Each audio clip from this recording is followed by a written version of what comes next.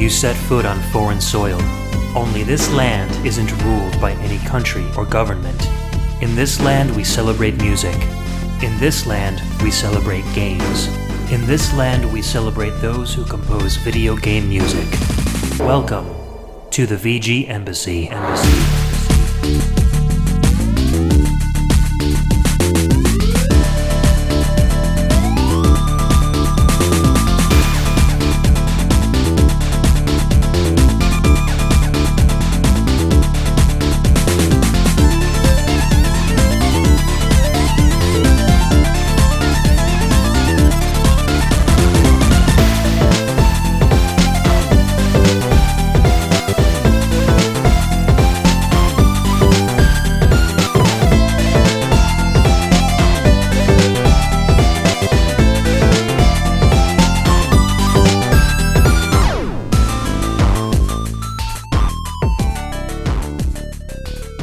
Welcome and thanks for tuning in to another episode of the VGMbassy. This is a show centered around video game music and the amazing online community of fans and podcasters that enjoy it. My name's Ed, and on each episode I'll take the role of Prime VGM Minister and invite a guest VG Ambassador onto the show to share with us their own video game music culture. Or I may share a part of my culture on a solo show. Ladies and gentlemen, so sometimes my culture intersects with the culture of a VG Ambassador that I have on. And sometimes a guest VG Ambassador will bring a very unique set of music that I enjoy quite a bit, but I know absolutely nothing about. And I am so excited to learn about that stuff. And today is one of those shows. I'm sure you're all familiar with my guest VG Ambassador, one half of Rhythm and Pixels, Mr. Rob Nichols. Welcome again to the VGMbassy. How are you, sir? What's going on? It's your boy, Rob Nichols. Couldn't even say that with a straight face. No, I can't ever do it. I'm too old. Thank you for having me on, Ed. This is a really special topic in my heart. It is a culture in and of itself, though the music is really kind of all over the place. I'm really excited to talk to your listeners about where it's come from, where it's going, what it means to me, and like where it is today. It's in a completely different place than it was years ago. Yeah, I know you talk about DDR a lot on Rhythm and Pixels, and I see you almost every morning streaming live your Dance Dance Revolution. You have a big arcade machine set up in your basement, right? Yes, I do. There's the way it exists today is that there's a few aftermarket, and we'll talk about this during the show, but there's a few aftermarket pads and machines because it's very hard to get your own machine nowadays. It's just, they're hard. They've been all bought up. So I have an aftermarket machine. It's just the pad hooked up to a computer, and I play custom content. And I played this morning. I play like an hour, maybe 3 times a week. That's awesome. So how did you get into it? You used to work at a mall arcade, right? Was that where you found it?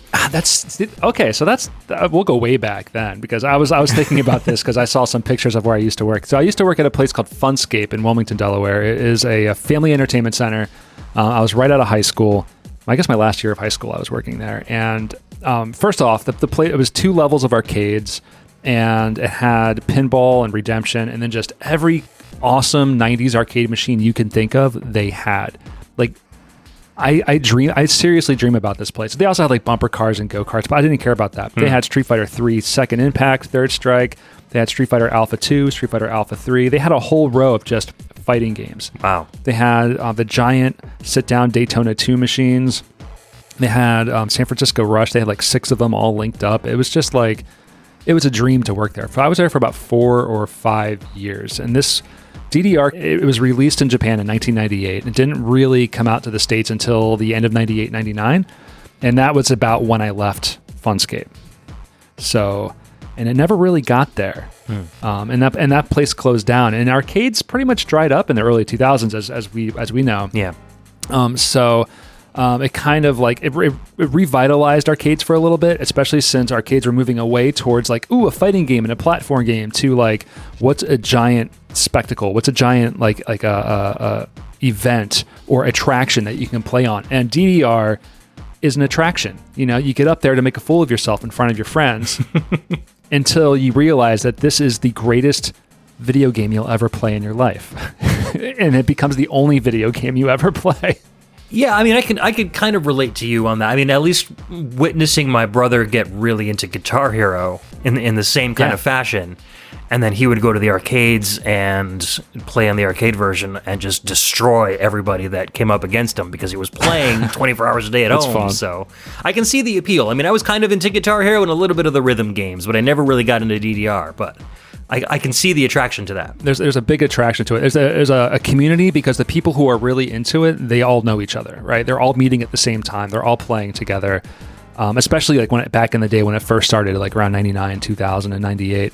It was just a big community. And then once you start getting really good at it, you start getting really into fitness at the same time, because you kind of have to be physically fit in order to achieve some of the higher scores and to get into it. So there's kind of like a mental state that you fall into, and especially, and we'll talk about it later on in the show, but with the where it stands today in the arcade and especially at home, it's all about endurance and your mental focus. But back then it was just fun. Yeah. It was all about breakdancing on the machine, who could like jump across the bar and do all that kind of crazy stuff. But yeah, so I never really saw it when I worked at an arcade. In 1998, I went to visit my family who was living in London at the time. I had 2 weeks when I was 18 years old in London with just me and my brother. And there's a place called the Trocadero in central London, which is a 5-level arcade. Wow. And that place had things I had never seen before. And after working at an arcade for like 3 or 4 years, like being like, I'm still going to go to an arcade just for fun. They had like machines I'd never seen where they had a whack-a-mole that was like a Street Fighter 2 whack-a-mole, and like little M Bisons would pop up and you had to knock them down. That's awesome. Like weird stuff. And then I saw, it was called Dancing Stage Euromix. It was the first time I've ever seen it. And there was some guy playing like Paranoia or Dynamite Rave. And I thought it was just the most different, interesting thing I've ever seen in my life. And I put a pound, coin in and just tried for a little while because I knew about rhythm games before. I played Parappa the Rappa, and I've heard about Beatmania, which is like a 5-key kind of keyboard game. Yep. So I kind of figured it out, but it was just interesting enough that it just sort of stuck in my head until I became obsessed with finding it. I had to find it. And it was a year later back home that they had a DDR USA mix was released in North America in South Philadelphia. And then eventually that little location in South Philadelphia, which is not a nice town, it wasn't a nice neighborhood part of Philadelphia, that suddenly they started acquiring all the different mixes. And we'll talk about them as we go through the show.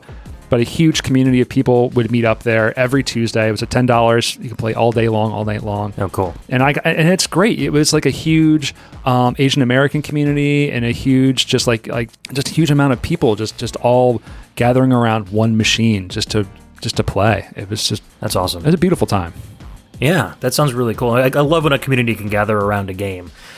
So do you feel like the music was a big catalyst for that? Was it mostly people that got into it because they really like the dance music that was in the game, or did the dance music end up influencing your tastes later on? Yeah, so I mean, around 98, 99 is right around when I was introduced to drum and bass music, and that was my last show with you on the Embassy. And so that was like my focus. All I cared about was like drum and bass music and hip hop. And then I would play Dance Dance Revolution. And going through music for today's show, I discovered that like the early games, like the music in the games, they sounded like VGM. Like they sounded like video game music because these were composers working for Konami, right?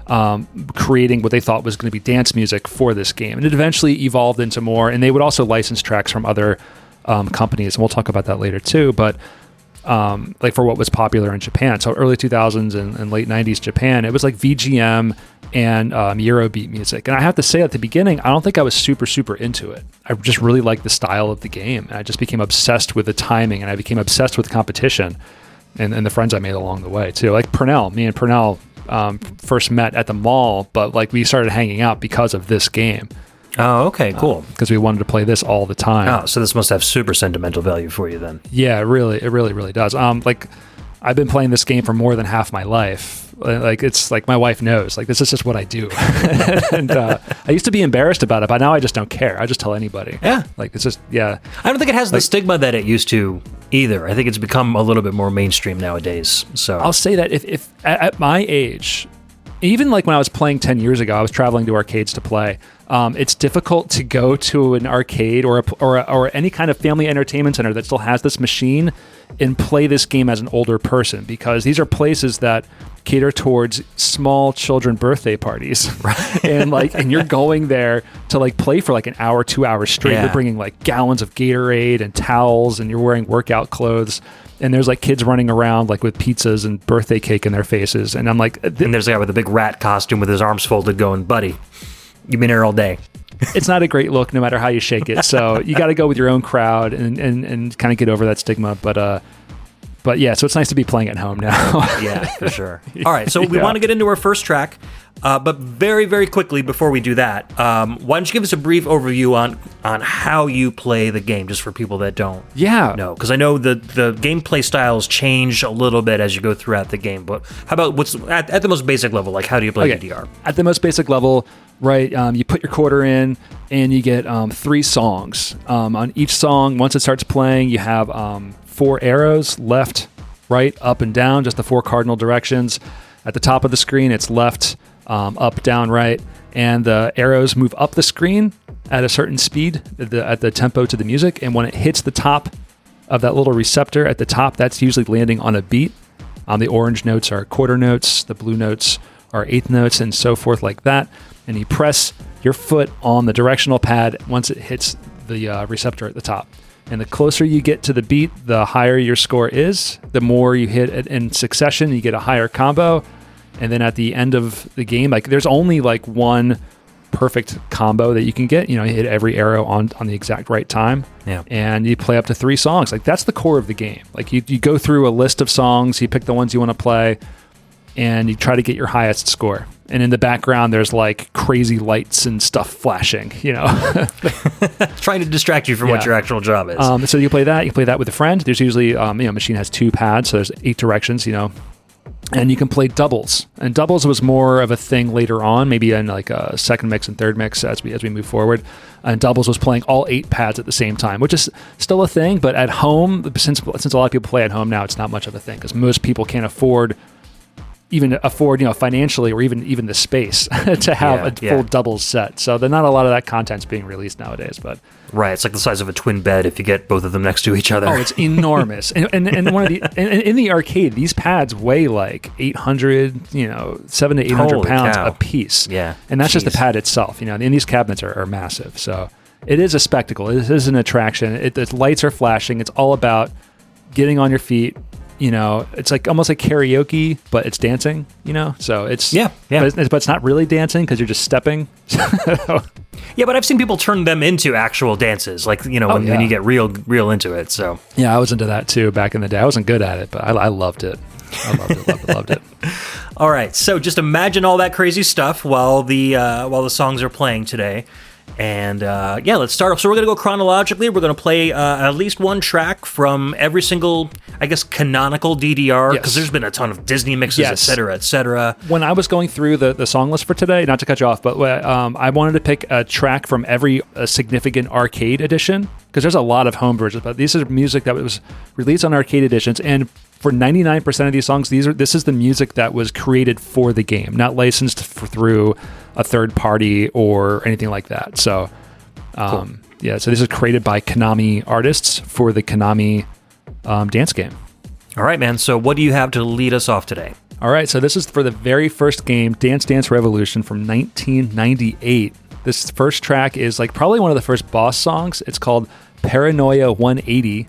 Or maybe the artist is 180, but we just call it Paranoia 180. It's composed by Naoki. His full name, Naoki Maeda. You're going to hear that name a lot. Yes, we are. All right, let's hit it.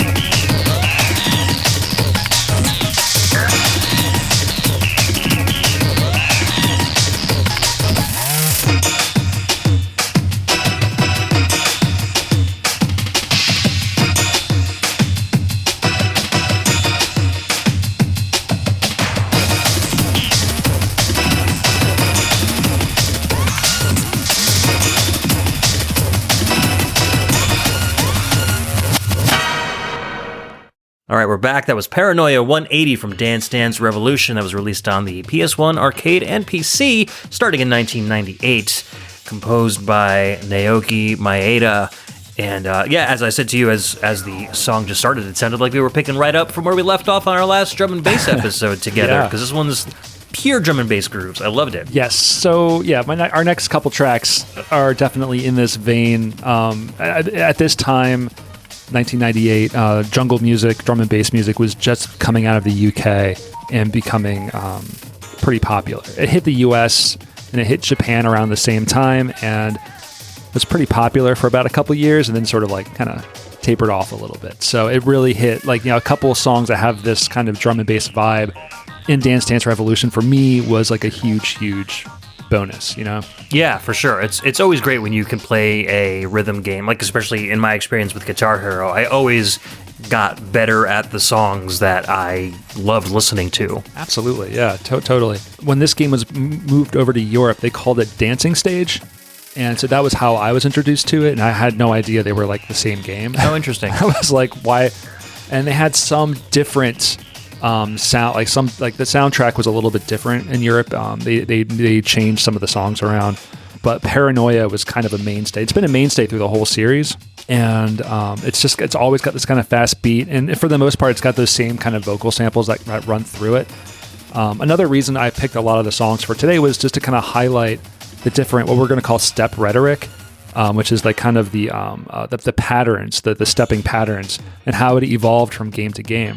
Because this is the very first game to ever do this kind of thing, right? So there's been no precedent of what's comfortable, what's going to work in the arcades, and how are people going to be able to perform. Or probably even if this was going to be a series of games, are they making a game that they can grow on in the future?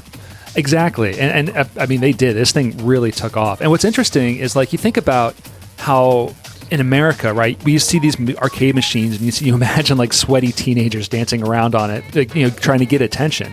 But that is not, traditionally, that's not Japanese culture. And this is a very Japanese game.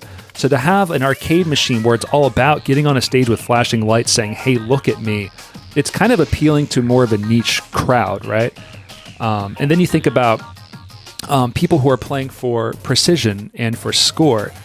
That was certainly factored into it, but with these earlier games, that's not something that was possible all the time.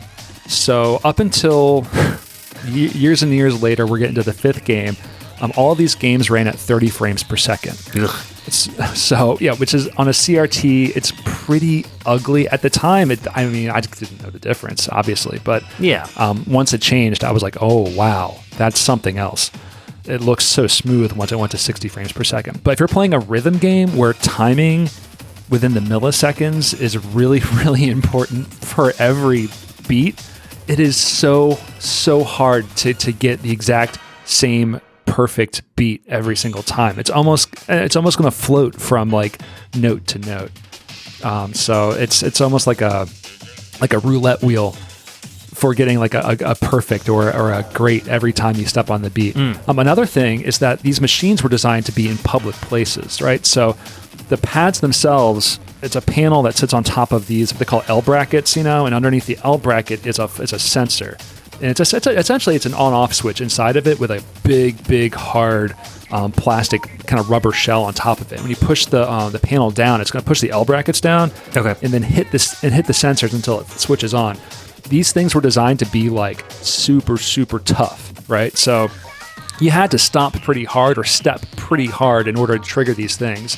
So a lot of fast movement on these pads from left to right or from up to down or left to up, it's very hard to get that precision correctly, and it takes a lot of force. So even these games that have a much smaller note count than the games that I play now are exhausting. Yeah, I bet. And that's why I picked Paranoia, because they have what we now call jacks or jackhammers, in which you have to press one direction, usually down or up, over and over again, 3 or 4 times in a row. And this was like the first song that once he started doing that, it was just like your legs felt like jelly by the time you were done. Yeah, it's like high impact aerobics basically, because you're really, slamming into things. It really, really is. And as these machines got older and as like the same machines were upgraded over and over again, oftentimes the insides, the panels themselves would sink further and further down. The sensors will become less and less sensitive because of that. And the machines became harder and harder to play. So you were often fighting the hardware. But you know what? When you're like, 18, 19, 17 years old, like you didn't think about that. You're just like, I'm trying to impress that, whatever, girl or, mom and dad. Yeah, or just trying to obsessively get that perfect score. It's ridiculous. Yeah. Seeing really good scores on these early games is really impressive. In fact, there's someone on Twitter that I follow who owns a DDR Extreme machine, which is the 8th mix. And they're like posting these really insanely high scores, which means he's playing them over and over and over again because at the frame rate that these things are going at, it's very hard to be consistent. Yeah. Got to get your money's worth, I'm sure it wasn't cheap. So a little bit about Naoki Maeda. We're going to hear his name quite a bit as we go throughout the show. This was the third game he ever worked on. He graduated from Osaka University of Arts with a degree in piano, and then he joined Konami's amusement machine division in '95. He worked on Twinbee Yahoo and Salamander 2 in '95 and '96, and then was immediately recruited into the Dance Dance Revolution and Bimani series of games. So starting from this game onward all the way until I think 2013, he worked on nearly every single game, either as a music recruiter, or director, or a composer, sometimes all three. So, and he's gone under several aliases too. So even though, you look at our show notes and it might say, here's a different name. Nope, it's Maeda again. Yeah. Actually, 180, I think it was an alias for him. Because I guess if you had like a list of 20 songs and 18 of them said Naoki Maeda on it, you'd be like, wait a minute. That doesn't seem right. Putting all your eggs in one basket. Yeah. And even if 18 did and the other two were different, those two different ones were probably him too. So it's easier just to pay one person, I guess. It's true. In fact, I'm going through our track list now being like, oh, that's Naoki Maeda. That's Naoki Maeda. But we'll talk more about him as we go throughout the show. We'll kind of discuss his career in more detail, kind of in parallel with the games that we're listening to. So you want to move on to our next track? Yeah, absolutely. All right, so we're sticking into 1998, into the second game in the series. This is second mix. There were a few different versions of this. There was like second mix base edition, and then there was like a second mix that like tied into some other games. I think this is one of the ones that had like a link connection to Beatmania, but it's essentially the same game. Like they didn't change the UI, they didn't change the interface, they just added some extra songs, and they were kind of refining the gameplay a little bit more. So we're going to listen to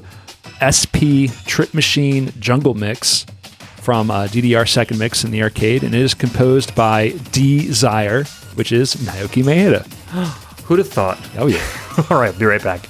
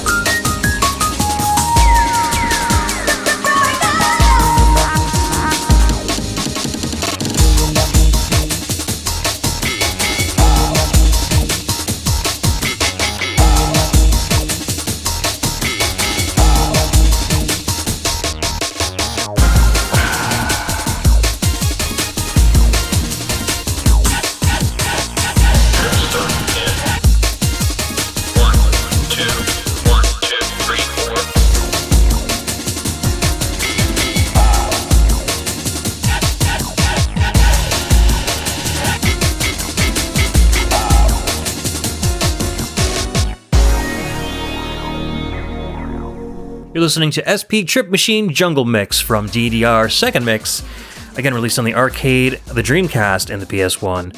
This was composed by DE-SIRE, aka Naoki, Maeda. Some more drum and bass goodness. Yeah. It's a little smoother, but it's got some break beats in the back, which I love. And then using that kind of like speak and spell for those vocal samples is cool too. I love that. It's got kind of like almost a sawtooth kind of a air feel to it. It and does, I love the contrast to that smooth, jazzy drum and bass feel. You imagine in a very loud arcade environment, right? These machines are monoliths, and they have these enormous speakers with a huge subwoofer on the inside. And even still, it's fighting against the noise of everything around it. So once you're on the machine, a lot of the smoother sounds, even the bass from these machines, don't always carry over to the player.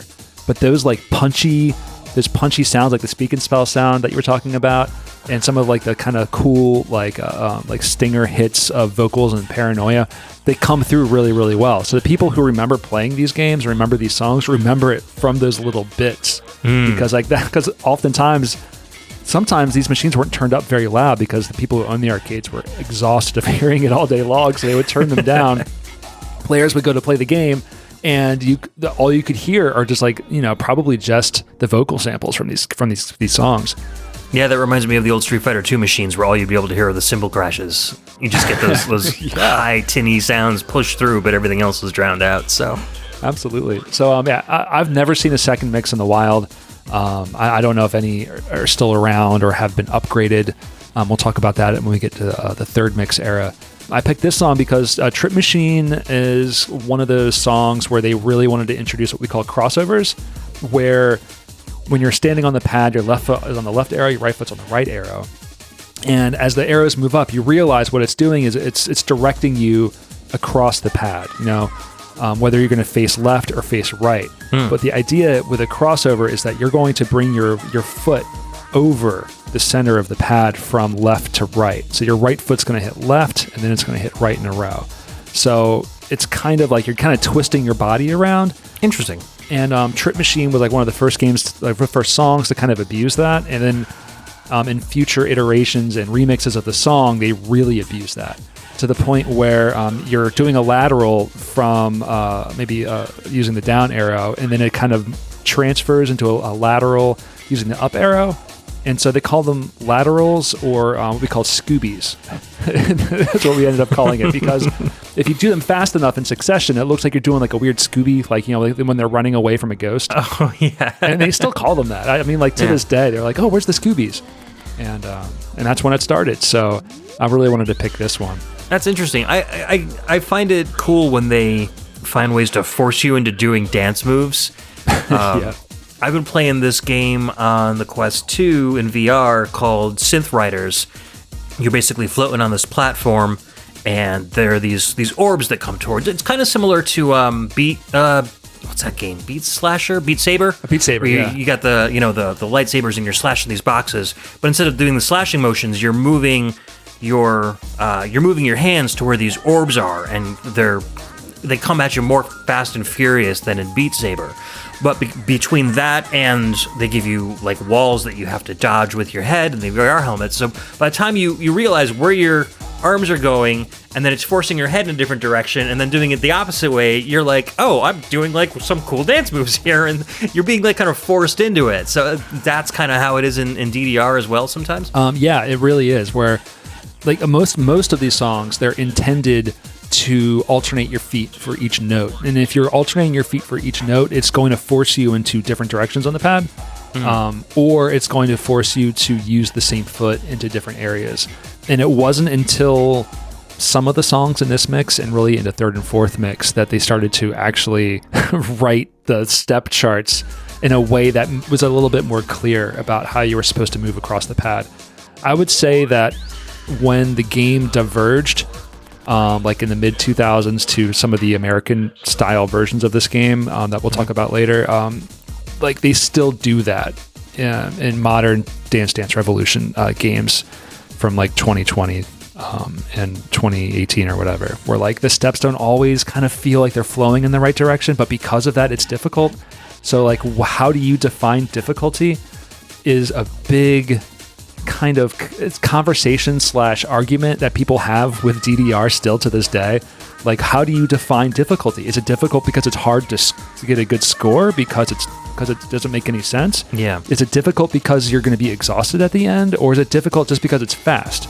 You know, and those are all different questions. And of course, 1998, 99, we weren't having those conversations then, but yeah. So there's a lot of interesting questions there, and I hope the people listening aren't super bored by this, but I at least maybe intrigued a little bit about the evolution of the series, you know, in some way. Yeah, no, I'm certainly intrigued by it because I've always kind of been interested, knowing a lot about like Guitar Freaks and Guitar Hero and Rock Band, kind of this other side of the whole rhythm games that I never really explored. It's fun to kind of see those parallels. Yeah. Were there different difficulty levels on DDR, or was it just you play the song and it's one set of steps and that's it? Right. I probably should talk about that too. So when you go to pick your song, from first mix, ever since the beginning, there's like usually 3 or 4 different difficulty levels, and they're rated by feet. You know, it's like 1 through 8. Like 1 foot, 2 foot, 3 foot. And some people call them like 4-footers or 5-footers,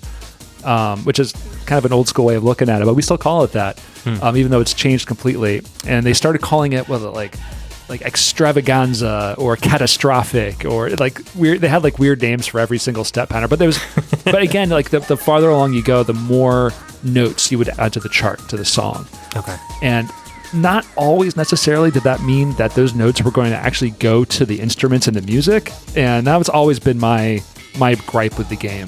But it always went to the rhythm of the music, and that's what's important, right? Yeah. Interesting, yeah, because I know, you know, with like Guitar Hero, it's you're simulating playing an instrument, so it does its best to kind of fit that. And what's interesting is, I'm not sure, I didn't write down the history of this, but these games came around, they were all made concurrently with Beatmania, which is a keyboard kind of DJ simulator game where it's the same idea. The notes are scrolling up the screen and you hit a key on the keyboard to the music, but the key that you're hitting actually creates sound to recreate a song. And there's a lot of the music crosses over between Beatmania and DDR throughout its history. And in that game, like, it's absolutely necessary that the keys that you're hitting, you know, make the music. But it just, I guess maybe they thought maybe the steps and the dancing should complement the music rather than follow it exactly.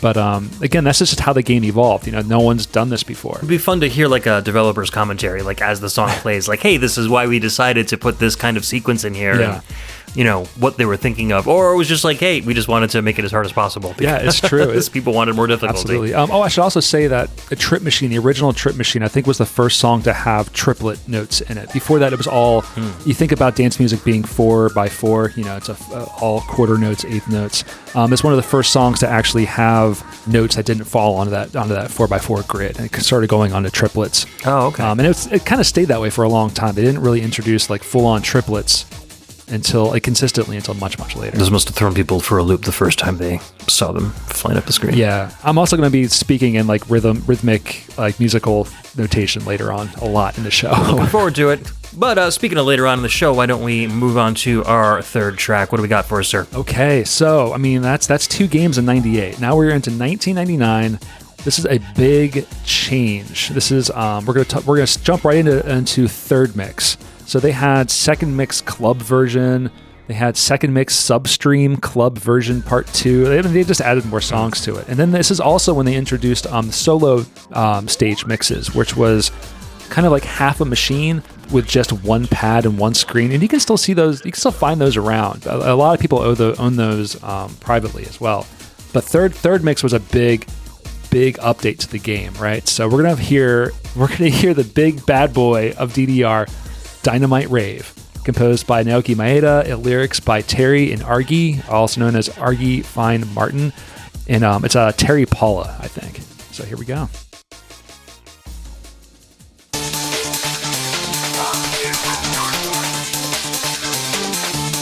Dynamite Rave. Come on, everybody, and get on the fire. Techno rave, it's time to make a stand and pave the way. Some might say, let it go, stay with the flow, stay on beat, move your feet, all concrete, all the dance floor. If you want more, then I'll give you more. If it's too hardcore, let me know, I'll stop the show and bring it back to being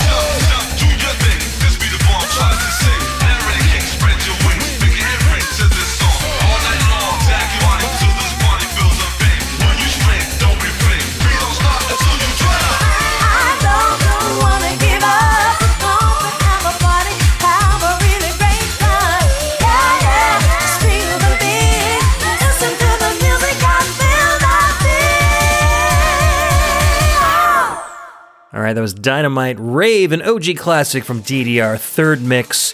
That was released in the arcades and on PS1 in 1999. Composed again by Naoki Maeda with lyrics by Terry and Argy. And wow, that was super energetic. Yes. It had some real kind of authentic, some rap lyrics in there, some kind of house female vocals in there. They're really mixing up dance genres, which is very cool. We've got a lot of like breakbeat / drum and bass. We've got some house rave with rap. It's all over the place. Are most of the songs like this? Well, for a while. So I feel like DDR kind of reflects popular music in Japan for a while. So like the first year or two of DDR, there's a lot of like drum and bass and stuff that sounds like video game music, really. And then around third mix to fifth mix or sixth mix, what we're going to start to hear is a genre called Eurobeat. Eurobeat is very Japanese in that it's not Japanese at all. It's it's European. So a big popular genre of music in Japanese discos at this time was this really fast, high-energy disco music that was being imported from Italy. And most of it was under this label called Dance Mania. And so a lot of the music from the label Dance Mania and those artists, they were called like, I think one that you'll see a lot, and that we don't have any on the show. I don't want to pick a lot of the Dance Mania tracks because they weren't created for the game specifically. But some that you'll see is like, it's called Erotic, Quicksilver, Cut and Move, Basic Element. But like you'll see a lot of that music actually labeled as Dance Mania within Dance Dance Revolution. And so I feel like Dynamite Rave was like one of the first like songs in the series to be like, okay, Konami composer, producer is trying to emulate that feel and sound of what was happening in Japanese discos at the time. Interesting. And that's, like around this time, we weren't really getting a lot of contemporary music in games, too. No. Like Yuzo Koshiro was probably like one of the most famous people for actually bringing that stuff in. But usually, video game music would be at least like 5 or 6 years behind the times. Right. And so to have real contemporary stuff must have been a treat for people playing the games. Oh, absolutely. Yeah, so that's why this song became one of the more popular songs, because it had very memorable lyrics, had ridiculous rapping that made no sense, which of course everybody loves. The steps weren't super difficult, so everybody had some kind of weird freestyle routine to it where they hit the panels with their hands, and it always got everybody moving. It was just really, really high energy. It's you don't really start to hear what we consider today to be J-pop until much, much later on in the series. Up until then, it's kind of either remixing its own music, it's iterative on its own music, or it's kind of emulating the popular dance genre of the time, which it wasn't always Japanese. So we're going to hear a lot of Eurobeat, maybe not on the show, but like from this mix on, you get a lot of Eurobeat. So the big differences with third mix is it has a new difficulty mode called Maniac, which was then it was changed into a hidden setting on the machine called SSR, Step Revolution. I don't know why they did that. So when you go onto the machine, you actually had to put a code in just to get that. And then once you got that mode, you can play all the hard difficulties of the songs, but all of the arrow colors were flat, meaning they were all like white or silver, so it was really hard to read. So you had to put another code in just to change the colors of the arrows to make it a little bit more playable. Wow. So yeah, and then this is also one of the first machines that had a memory card slot, so a PlayStation memory card, so that you can actually save your scores on your memory cards, your PlayStation memory cards. And I think you can even do edit charts. You can, if you're on the home versions, you can make your own like step charts and then play them in the arcade. Oh, that's cool. Didn't really see that in America, not for a long time, and even still, it was a very, very rare occurrence. I want to say that this is also the very beginning of like kind of the North American like competitive scene. Like this, like 1999 in the year 2000 was when third mix really hit the United States, and you were starting to see it everywhere. And so this was the game that like I played probably the most of, again in that in GameWorks in South Philadelphia. And I put so much time into this game. But if you've played DDR around and after 2000, then you probably played on what is really not a Japanese machine, but a bootleg Korean machine. Oh, interesting. Yeah, so arcades around the world, particularly North America, they were kind of dying out, and Konami's practices were always Japan-focused, and they didn't really want to sell upgrade kits to North American arcade operators, and a lot of new arcade machines weren't getting shipped overseas to America. So to fill that gap, there were Chinese manufacturers and Korean manufacturers creating their own machines and then shipping them to America, which of course Japanese arcade owners and Konami weren't really happy about, but it was the only way that we could really play it in North America. So a lot of the third mix versions that we had in North America were actually Korean bootlegs, and they had Korean pop songs built into the game. So there was third mix Korean version 1 and third mix Korean version 2. And a lot of those songs crossed over with another rhythm game, which came out around the same time. It's called Pump It Up. And Pump It Up is a Korean version of this game, but instead of 4 arrows on the cardinal directions, you had 5 arrows on the diagonals and on the center. So 4 on the. Oh, I've seen that one. And that game is stupid fun. I play that just as much as DDR. And for a time, I played it way more than DDR. That game was always focused on K-pop, but it was really fun. So around this time too, like those machines were like side by side all the time. People were playing both of them, or people had a preference over one over the other. That's definitely Purnell's game. Purnell loves Pump It Up. I wonder if Konami saw the success of the bootleg machines, and that's what made them decide to start bringing their games over to the U.S. I bet, probably. I would imagine so. So the first Pump It Up game was released almost right around the exact same time as the first Dance Dance Revolution game. Konami, there is information online where Konami filed a suit against Pump It Up, saying that they were copying their gameplay and infringing on their copyrights of a dance machine. But I guess in the end, Pump It Up was like, no, we have 5 arrows and you have 4, and it was just thrown out. And it didn't matter anymore. But lawsuits and things like that are going to come back later on in the show too. It's not just Japan and Korea. Oh, fun. Well, see, the bigger you are, the more people want to sue you. So I guess that makes total sense. Absolutely, yeah. And Konami being very Japan centric, like they weren't considering how big this was going to be in North America. But as we both know, like this kind of performative, like ridiculous arcade stuff was just getting bigger and bigger and bigger. Yeah, and kind of built for American audiences. Yeah, it kind of was, wasn't it? Yeah. Yeah. Like you said, people wanting to impress girlfriends and stuff, or just, wanting to get out and move and dance.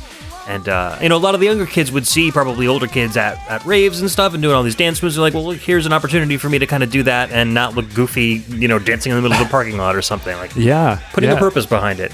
Yeah, there was, this was like around the time when the first tournament I went to, it was somewhere in Maryland. It was called the Mid-Atlantic Championship. And there were 2 divisions. There was a technical division where you had to play for best score, and then there was a freestyle division at the end. And there was just this tiny little arcade had like just hundreds of people, hundreds of kids like go through the place, and everyone had to play the same song. It was like Butterfly, some remix of Butterfly, and then the top highest 16 scores went into a bracketed tournament. And I qualified for the 16th spot. Nice. I lost my first game, but like I was like so happy that I qualified over all of these jokers. I still have videos of the freestyle tournament, and me and Purnell, my old friend Chris, like standing in the back watching it. That's awesome. We look like babies. It's really funny. Sounds like a lot of fun, though. Oh, it's great. Yeah, the tournament scene was like, I'll talk about that more too, because I was really involved in the tournament scene. All right, well, why don't we move on to fourth mix? It looks like there's a whole bunch of those as well. Yes. So moving on to the year 2000, we're looking at DDR fourth mix. This is another one that like you didn't really find a whole lot of in North America. So if you ever found a fourth mix, it was usually a solo machine, like an upgrade to a solo machine for some reason. That's all I've ever been able to find. But we're gonna slow things down, as I always like the slow jams of DDR. I don't know why. Like they're hard to time. Like once they slow down, like they're really hard to like keep the rhythm on, but they're so good. We're gonna listen to After the Game of Love. This is from DDR fourth mix. It's composed by NPD3 U1 Asami, who is Yuichi Asami, with the vocals by Scotty D. Oh, so no Naoki Maeda this time. Nah, mix it up a little bit. All right, we'll be right back.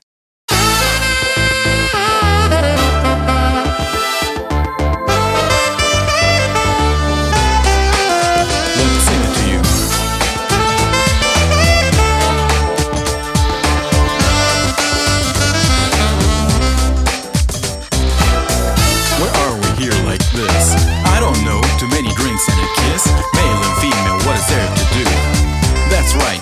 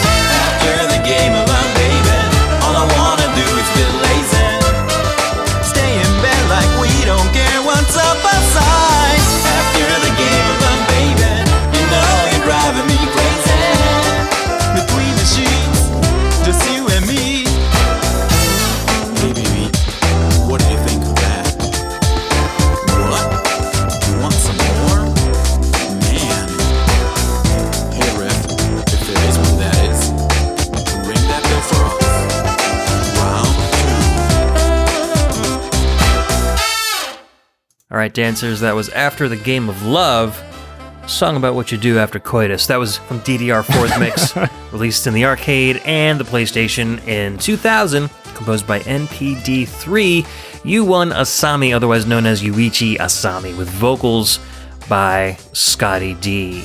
I was not expecting music like this to be in DDR. It's very, very jazzy. I love that chorus at the end. The dual octave vocals sounded really, really good. It's great. It's so great. It's when there's a slow jam in DDR, and there's a bunch. Like they don't do it so much anymore. So like when you hear the slow jams, you know it's from one of the old school mixes. But there's so much fun. Like and the steps are always like, even like the really, really hard steps are really, really easy, but they're really cool. And Scotty D, you'll see in a bunch of other DDR mixes, earlier DDR mixes. I don't know much about that guy, if he's Western, if he's North American or what. I think he is. Yeah, he didn't seem to have like a Japanese cadence to his voice, but that's, I don't know one way or the other. So do people play these songs when they want to like cool down a little bit? Is this like a relaxing like after party kind of song or? Well, definitely at the time, it was more of like a freestyle thing. So that was a big thing. And also completionists, just trying to get perfect score on every song. You got to do the slow songs too. Of course. You start to listen to the lyrics a little bit closer and you're like, ooh, that's a little racy. So I wanted to pick this song, one, because it's one of the first slow jams of the series. And also because of some trivia that I learned from one of our listeners, Electric Boogaloo.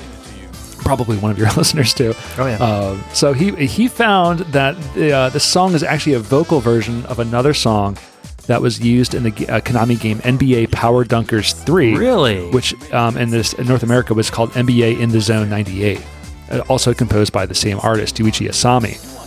And the artist name he used in the game, NPD3, actually is NBA Power Dunkers. That's clever. NBA Power Dunkers 3. And so then they add lyrics to it. And there you go. Yeah, a little more saxophone too, a little more sexy saxophone. Yeah. So in the home version of the game, it was called Konamics. This is awful.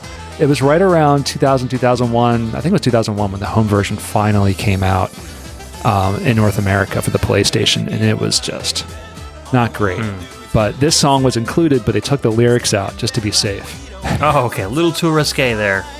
Yeah, a little too risque. I mean, I'd expect that from Nintendo, but maybe not so much Sony. Yeah, I don't know. It's not that bad. No, really. I mean, there's worse. There's worse out there, and especially in video games. But I guess they wanted to be just to play it safe. Yeah. A fourth mix. There's not a whole lot of difference except for new music. The music selection screen is really different. So, of all the music in the game, they split it up into different categories. So you pick like the style of music, which like Eurobeat or slow jams, or I forget what they were called. And when you pick that style, then you would only have a selection of like 8 or 9 songs within that style, and then that was your game. Later on in 2000, they released a version called Fourth Mix Plus, which was an all music mode that you can then have access to all of the songs throughout your entire game. That's cool. I don't know why they split it up. Maybe it's just to make it easier for players. They were trying to make it more accessible to everybody. Yeah, maybe sometimes limiting choice helps people decide better, and kind of keeps it on a. So maybe that was part of it as well. This reminds me of I think it was like the Silent Hill 4 soundtrack. Akira Yamaoka. There were 2 versions of the Silent Hill 4 soundtrack as well. There's the American version and the Japanese version. On the American version, there was a DDR remix that he did of one of his Silent Hill songs.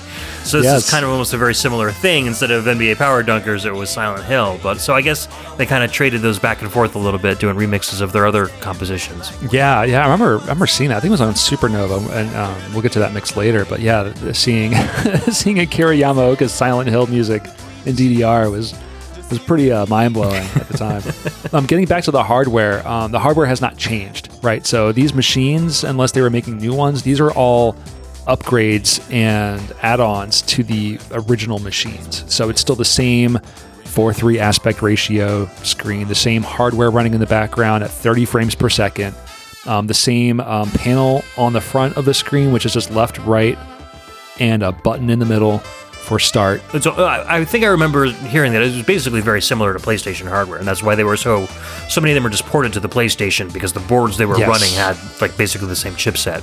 in them. Yeah, I remember hearing that like later on, especially after third mix, like they were essentially MP3 players playing digital. Like it was cartridge based playing MP3s, and at the time, MP3 players, especially portable MP3 players, were not so ubiquitous as we would imagine them to be. So the arcade hardware was called System 573. It was Konami's arcade system board, and it was based on the PlayStation or the PSX, the dev kit.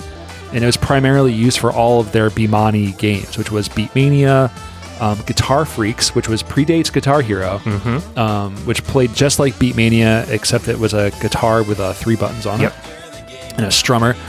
And the first and second games used the 573 analog hardware, and then the third mix through Extreme used the 573 digital board.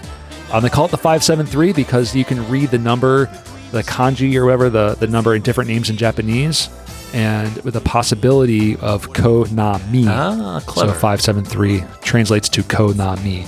So it's kind of like an in-joke online, like on forums and stuff.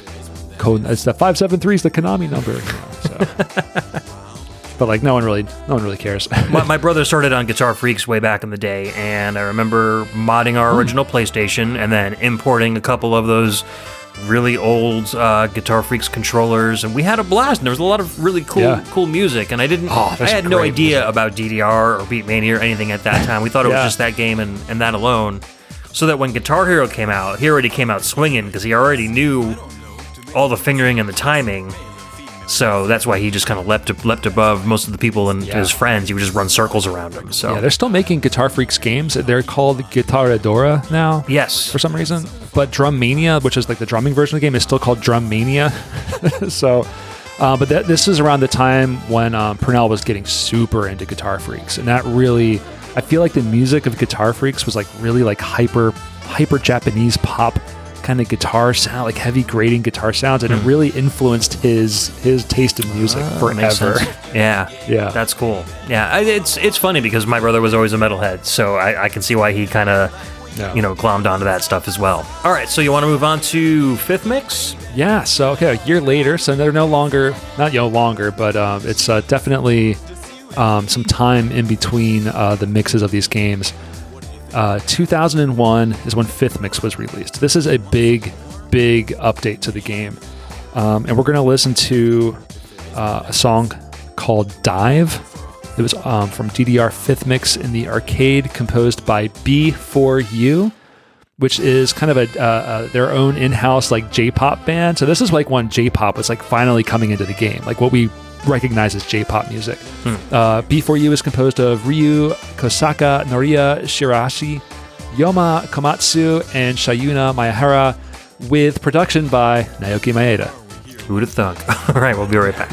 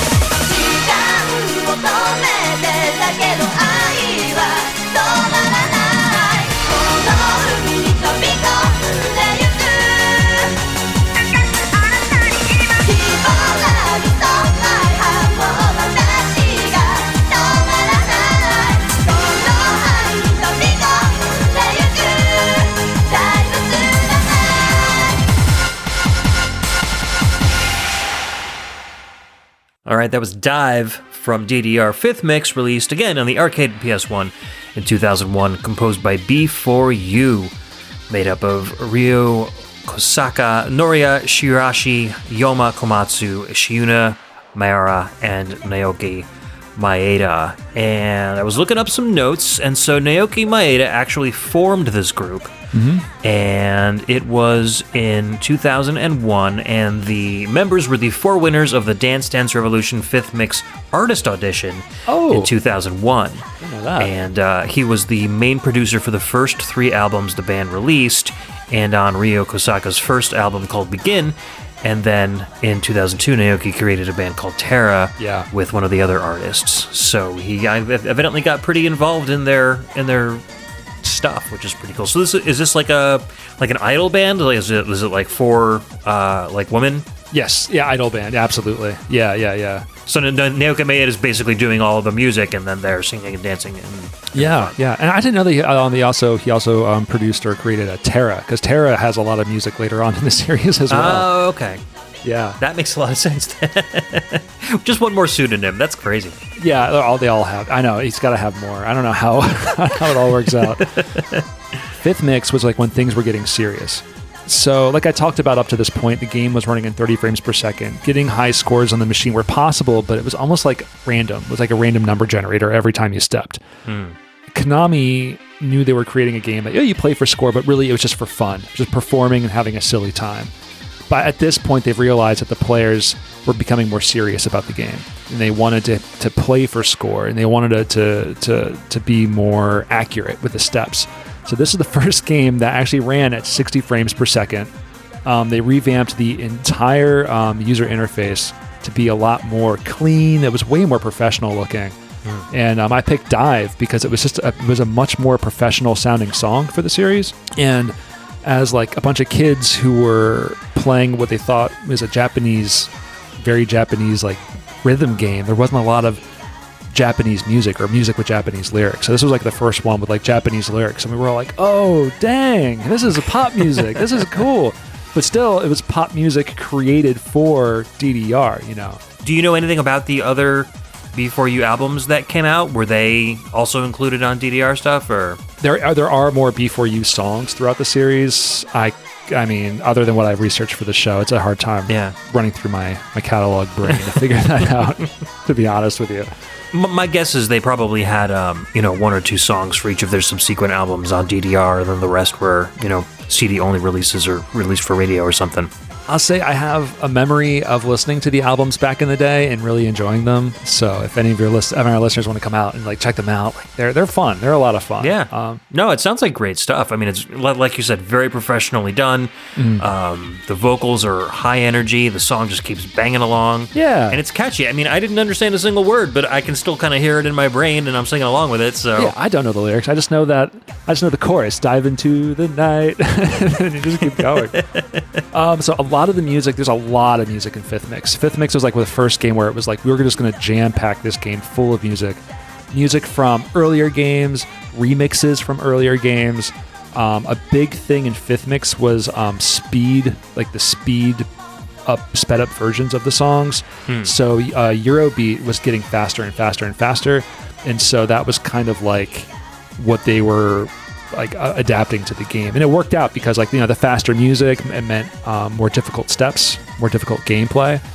So we were seeing more speed up versions, or like a Butterfly speedy version, or Boys speedy version, and they were just a lot of fun. 5th Mix was also the only game to have long versions of songs. It was like the full version of the song. They had Dynamite Rave, B4U, and then Hot Limit, and then Oops, I Did It Again by Britney Spears. Oh, nice. And they were called long versions, and I recently went back to play them again. I did a DDR charity stream for my birthday a week ago, and I played them again, and I'm like, oh my gosh, they're only like 3.5 minutes long. and nowadays I'm used to playing songs that are like 6, 8, 10 minutes, and I'm like, these aren't the full versions of the songs, sure, but it was really cool to start to have that kind of endurance play introduced in the arcades. I played a lot of 5th Mix. I used to drive. This is when I first started driving a really long distance. So South Philadelphia for us is like about 20 minutes away from where we are in Delaware, and I was traveling to arcades all over like New Jersey and Pennsylvania just on the weekends or like once a month to meet up with friends and to go to tournaments and stuff like that. Fifth Mix was only available in Dover. So I was driving an hour away to play this game every weekend. Oh, wow. Every weekend. And then for the rest of my life, driving it over an hour just to play DDR until they closed it down and kicked me out. I don't think I was unemployed. I was unemployed at the time, I'm pretty sure. This was a lot of fun. This was a great mix. So I guess the shorter songs in the earlier versions was more like, the old classic arcade mentality of get them in, get them out, get their quarters in the machine as fast as you can. Exactly. And so when they started realizing that people were sticking on these machines, regardless of how long the songs were, they were going to make the same amount of money either way, that they felt more comfortable putting in those longer songs. And so you said like current songs are like up to 8-9 minutes sometimes, or are those the custom songs for the custom stuff? That's the custom stuff. Arcade DDR, it's still like 2 minutes, maybe just over 2 minutes. I think like the longest song I remember used to be like, what was it on? Like Seventh Mix. It was called Moonlight Shadow, and it was like 2 minutes and 20 seconds. It had two choruses. I remember being like, oh my God, it's got two choruses. But yeah, another thing, it's 2001 was when the first home version of DDR came out in North America. It was called Konami, which was a kick in the teeth because Konami, the home version on the PlayStation, was based on the UI of Third Mix, and it still ran at 30 frames per second on the PlayStation. While in Japan, Fifth Mix just came out, and there was a PlayStation release of Fifth Mix on the PlayStation.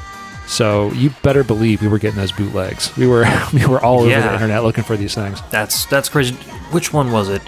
It was, looking back through the notes, Second Mix was also released on the Dreamcast. Do you know if that one was a 60 frame per second version or? Oh wow, I couldn't tell you. I had no idea. Yeah, that's interesting. Because most games on the Dreamcast ran at 60 frames per second, so it'd be interesting if they had an earlier version of the game that you were able to play at 60. Yeah, it was one of the first gifts that my girlfriend at the time, and now my wife, of so many years, she got this for me as a gift. It was Konami, and then a giant metal pad by a Chinese company.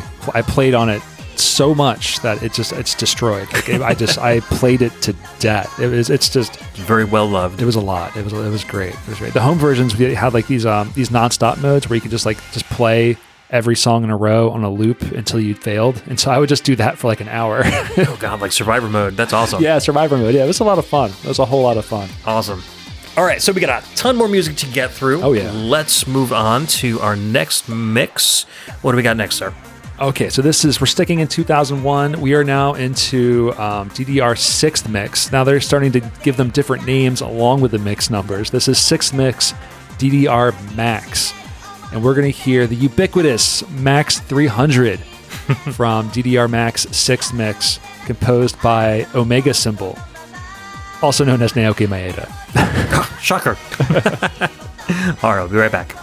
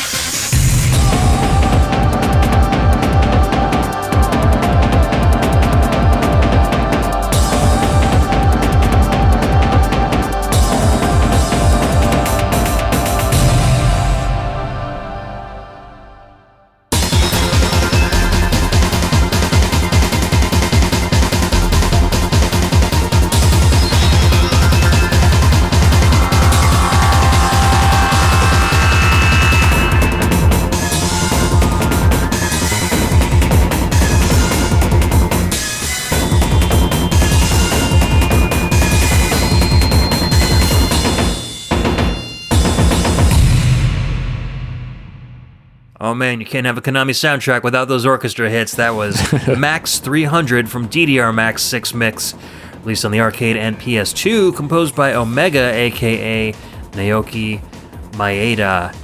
And I was telling Rob, that might be my favorite one so far. I just, I like that kind of a more aggressive, stompy stuff that sounded, I'm not going to say industrial, but it had a little bit of that influence going on A little for industrial. it. Yeah. I can definitely see myself doing some stompy arrows to this one.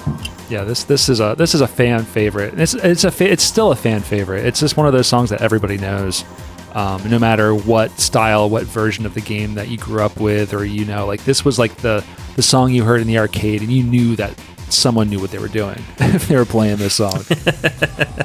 So yeah, let's just get into a little bit of the history here. So Sixth Mix is a huge change, right? So they pared down the music. There's almost no returning songs from previous mixes. That was a big problem that people have with the game. But it was all newer songs. And the musical style that was popular at the time was moving away from drum and bass, it was moving away from Eurobeat, and now it's house and trance music. And you know how trance music was taking over the world at this time, too. Oh, yeah, for sure. So it's still the same style of arcade machine, probably upgrades of the original machines, but they upped again, it's at 60 frames per second. The UI is super, super slick right now. It's like Fifth Mix, but even smoother. They got rid of the difficulty numbering system, and now they have a groove radar, which was like a graph mechanism that said, hey, there's more of these types of notes. So it's more dense, or there's more jumps. Oh, okay. They still use that, but like it's not as easy to be like, oh, that's 5 and that's 6, And this is the first time that they started including new steps to the game. Up until this point, it was just arrows going up the screen. Finally, you had new step types called free steps or hold steps, where you actually had to hold an arrow down, and you had to keep it held down until the thing stopped. Oh, okay. I mean, and they had been doing that on Guitar Mania for forever and ever, because those are like the held strums. That's interesting. Yeah, so it took like 3 or 4 years for them to like figure that out to be a thing. They also added a new menu, so when you're going to pick your song, if you held down the button, you go to a menu screen where you can pick modifiers for how the arrows go. So up until this point, the arrows always scrolled at the same speed of the tempo of the song, but now you can add additional speed modifiers to the song, which essentially doesn't speed up the song, but it speeds up the scrolling of the song. It adds more space in between the notes. Okay. So if the song runs at 150 beats per minute, you add 1.5, and so now it's going to run at 225 beats per minute. And actually, it just stretched the notes out a little bit further that made them easier to read harder songs. Okay. Max 300 was the first extra song. So you had to get a double A on all of your songs, all 3 of your songs, and you would unlock this third song, Max 300. So that's when you knew people were like doing it. Gotcha. People knew this thing. And probably why people liked it too, because this was a reward for them. So this was a feel-good song. A super feel-good song. It ran at 1.5 speed, so it was already very, very fast at 300 beats per minute. And it ran in reverse, so the arrows scrolled down instead of up, which I still can't play like that to this day. And then if you finish this song with a double A, you get one more extra stage, which is called Candy Star, which is a lot easier, but it's a great song. It's such a Candy Star is such a fun like J-pop like happy pop song. So there's a lot of like big updates to the game. I remember traveling up an hour up into New Jersey, just outside of New York, just to play this game, and it was like a huge crowd at this mall. It was like hundreds of kids just to play this one machine. It's a memory. It's a great memory. It's kind of fun that they're finding new ways to reward the player for doing well too. Yeah, especially with like two different songs. That's awesome. So when you get those 3 songs and you do well in the first one, do you have to enter in more money for your second song, or is it just like you keep playing on $2 or $1 or however much you put in? Yeah, as long as you don't fail out the song, as you play the song and you hit the steps, you have a life bar that fills up. As you miss steps, your life bar goes down, and if you miss enough steps and your life bar hits the bottom, it's depleted, and your song is over immediately, and your game is over entirely. Gotcha. So and that's kind of your reward for keeping your combo going and for keeping your game going. So a lot of times people will go up on the machine, and sometimes they'll start with easier songs to try to get better scores on, knowing that they can get a longer game to go with it. More value for their buck. Yeah, exactly. But yeah, 6 Mix again, hard to find in North America, but it was a big step forward for the game as a whole because of the interface and because of adding new types of steps to the game. And the music was really good. It was really, really good. Yeah, I really like this one. So I wonder what they did with 7th Mix, which came out the next year. Yeah, I'll tell you, 2002, this is called DDR Max 2 7th Mix. So we're going to hear some more J-pop music. This is called Ever Snow. It's composed by Yoma Komatsu, known as Now Komatsu, who was the former member of B4U. Ooh, still that Naoki Maeda connection there. Yeah, I have a feeling he probably had some work in the production of this song too. I'm sure. All right, let's take a listen. こんなに好きな気持ちが溢れる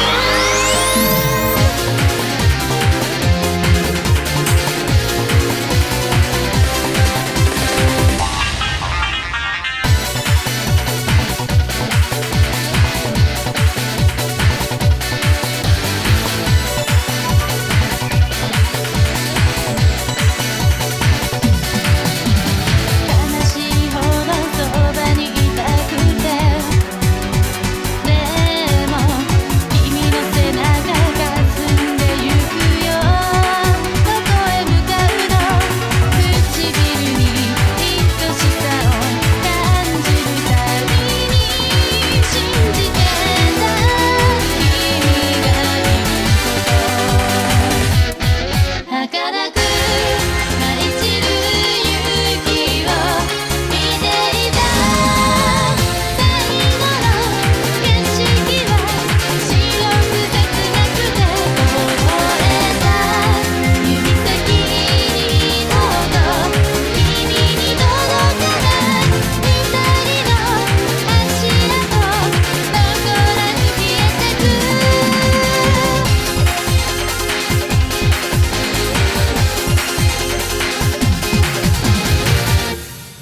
All right, that was Ever Snow from DDR Max 2, aka 7th Mix, released in the arcade and on PS2 in 2002, composed by Yuma Komatsu, formerly of B4U.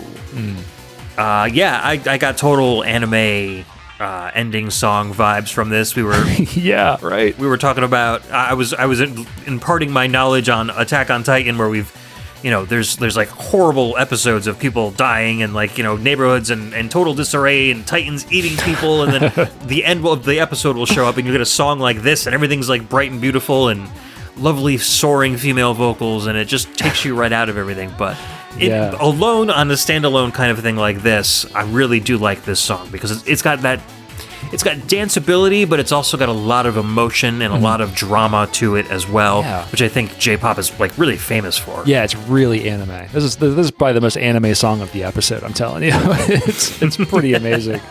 So Max 2, 7th Mix, the sequel to Max 1, had a very similar user interface where Max 1 was kind of bluish, Max 2 was red, and it has a much bigger track selection. So players were so upset after Max was released that they actually were writing in letters to Konami being like, what are you doing? Why are all the songs missing from my favorite game?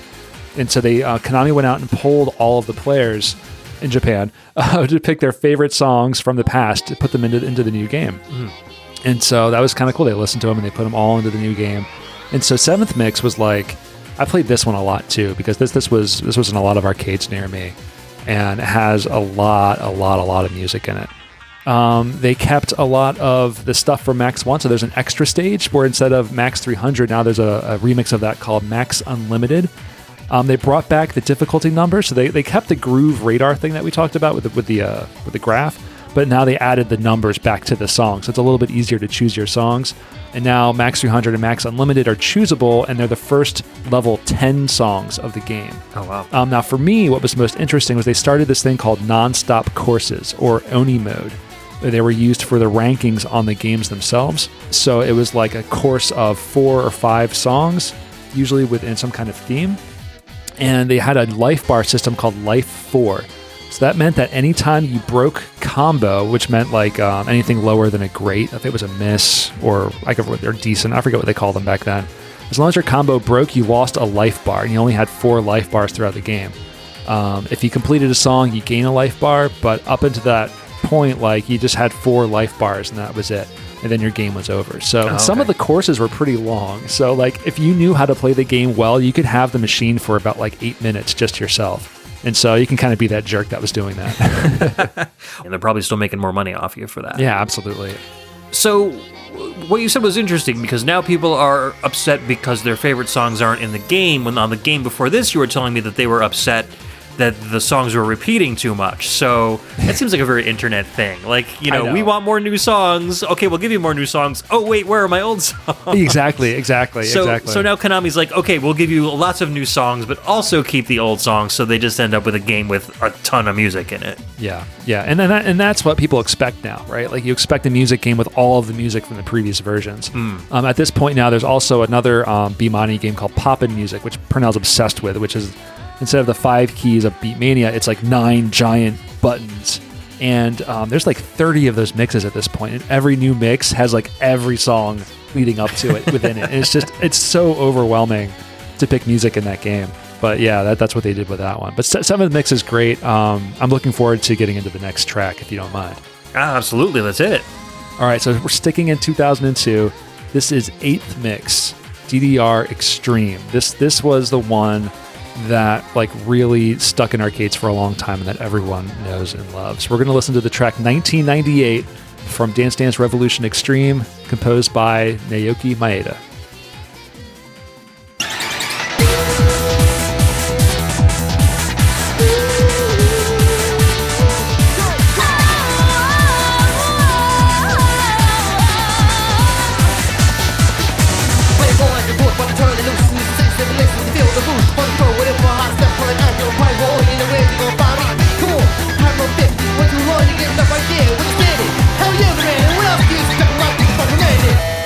I want to take you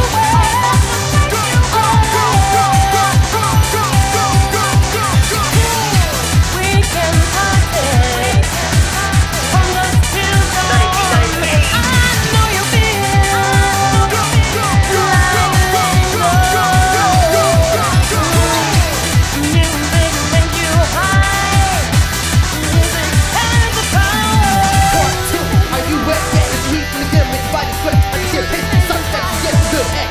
Around bird trees, party don't go like these things. Hey, you get power, get it, free that mind, with the right to play, soaking, music hot smoking.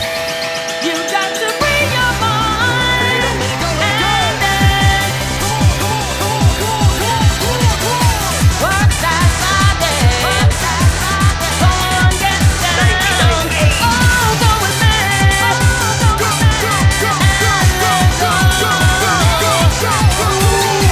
Music makes you hot. The music has the power. Work your body like it's 1998, whatever that means. That was Yeah. Dance Dance Revolution Extreme, released on the arcade and PS2 in 2002, composed by Naoki, all in caps, aka Naoki Maeda, with lyrics by Londell Taz Hicks and vocals by Andrea L. Hopkins, aka CNC Music Factory, the J-pop version. I'll tell you, Ed, it's 2022. I wish I could move my body like it was 1998. I Or cannot. even 2002. I could play DDR like it was 1998, but my body is not moving like it was 1998. It's crazy that this song is 20 years old at this point, though. It just, that makes me feel very old. So, yeah, DDR Extreme, it sort of jumped off of DDR Max 2. Like it felt like the evolution of the game. The UI of the game stayed the same. It was a big scrolling list of music on the right. Max was blue, Max 2 was red, and now this was this kind of green color. And it had tons of music, almost all the music from the previous games, like locked up into different folders. So you can like look into folders that were folders for like each game, like DDR first mix, DDR second mix, all that. It was just everything. So I played this game a ton in South Philly and all over arcades in New Jersey, and also eventually in Wilmington when we finally got this machine in a place called Kahunaville with a giant fake a volcano on the riverfront out here. That's awesome. I know, it was the best place. Also in this game, they brought back the Oni mode, or the courses, and the courses were rough. They had the Road of Slow, which was every single super slow song in the game, which was really hard to keep timing. They had the Legend of Max, or the Road of Max. It was like every Max 300 type song in a row. Oh, wow. It was really, really interesting. So this was really like the game that everyone stuck with for a long time, because for the next 4 years, this was all we had. And for longer in North America, this was all we're going to get. Yeah. So I should say that around this time was when I got really involved in the tournament scene. I started hosting my own tournaments in Wilmington. And so I created an event in Wilmington called the Bimani-thon. And what I did was, what me and Purnell did, was we created all these flyers.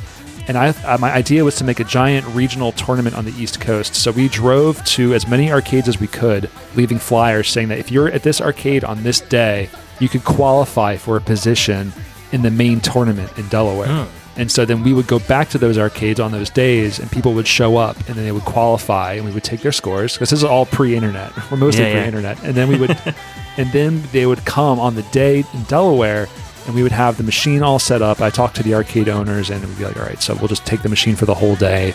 People spent so much money for the event, and we just kicked it back to the arcade owners. And and they just competed all day long. We had a freestyle tournament at the end.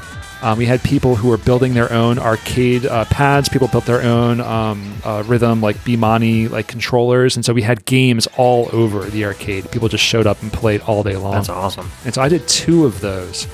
And they were just exhausting to do. I imagine, yeah. In way over my head. Purnell is a saint for putting up with that. But it was a ton of fun. It was absolutely one of like the highlights I can think of in my life. I wish I could remember a lot of people remember me from the scene that I don't remember them, and I feel really bad about it. At the time I used to DJ in the college years. I used to go around DJing around University of Delaware and around the area.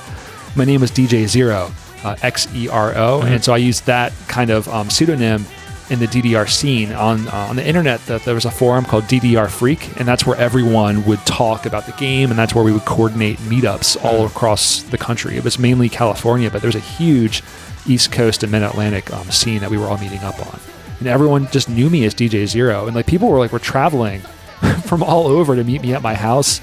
And I was living at home at the time, and they'd be like, they see my dad, like, oh, it's Mr. DJ Zero, DJ Zero's dad. Zero dad. Like, yeah, that's my Zero dad. Yeah, That's amazing. I don't use that name anymore. It's just a fun memory. But yeah, I met a lot of people. A lot of those people still play the game. A lot of them have families of their own now, and they still think about it, and actually have like lifelong friends and family friends that they've gone to each other's weddings, officiated each other's weddings. It's really remarkable how this game, specifically Extreme, really kept everybody together. That's cool. Yeah, I didn't realize that there was such a big community around this. You know, you think of dance games and you think, like a lot of competition, maybe a lot of trash talking and stuff, and not a lot of unity. So it's very cool that people can come together over something like this, for sure. Yeah. And because of this, because there's so much time now between this game and the next game, I'm not going to have a whole lot to talk about, because a lot of the next games didn't really make it over to North America. So we'll talk about the music a little bit more, and I'll get in a little bit about how the game splintered off into other versions that came out in America and what I'm playing today. Sure. But that's all I've got to say. I think 1998 is a banger of a song. I think it feels like Dynamite Rave, but like turned up to 11. Yeah, which is what I love about it. Absolutely, I can absolutely see this particular song really keeping your energy level up. And I had one question as an arcade hardware geek before we moved on to the next song. Yes. So in the arcade cabinets themselves, were the screens vertically oriented? No, they were still 4.3. They were still 4.3. Okay. They're still 4.3 CRT machines, and most of these were still just upgrades of original cabinets. Okay. Which meant that in North America, these were upgrades of like mainly third mix cabinets, which a lot of arcade operators, they didn't have the actual like marquees to put on top of them. So they would just like make their own. And so a big joke was a lot of them put 8 in front of the third. And so it was DDR 8'd mix. And that kind of stuff. That's amazing. All right, that's interesting, because I was going to ask, if they were vertically oriented, then would that have changed how it would play at home, No, it makes sense though. Yeah, it makes sense. There are some some custom versions of Stepmania, which is the home version of the game, of the PC like simulation of the game that someone hacked to make it into portrait mode, so they can play it like on a big portrait like sideways screen. But that's the only thing I've ever heard of anyone doing that. Interesting. It makes sense though. It's a vertically scrolling game. Like, why wouldn't they do that? Yeah, you would just get a little more real estate. You could either make the arrows bigger, or you can see them a little bit more before they hit their marks. Yeah, right. So interesting. Let's call up Konami. We'll make the next mix vertical screen. All right, so years and years and years and years pass. Yes. What comes out next? Years and years and years pass to the point where players in North America think the game is actually over, that they're not making anymore. Until 2006, at least in Japan in 2006, is DDR Supernova. They do away with the numbering system of the mixes, and we get DDR Supernova. So we're going to listen to... now, this artist has been around, but we haven't listened to any music from this artist yet, and he's really good. This is Sota Fujimori, known as Sis F. The track is Stargate Heaven Future Love Mix from Dance Dance Revolution Supernova. Nice.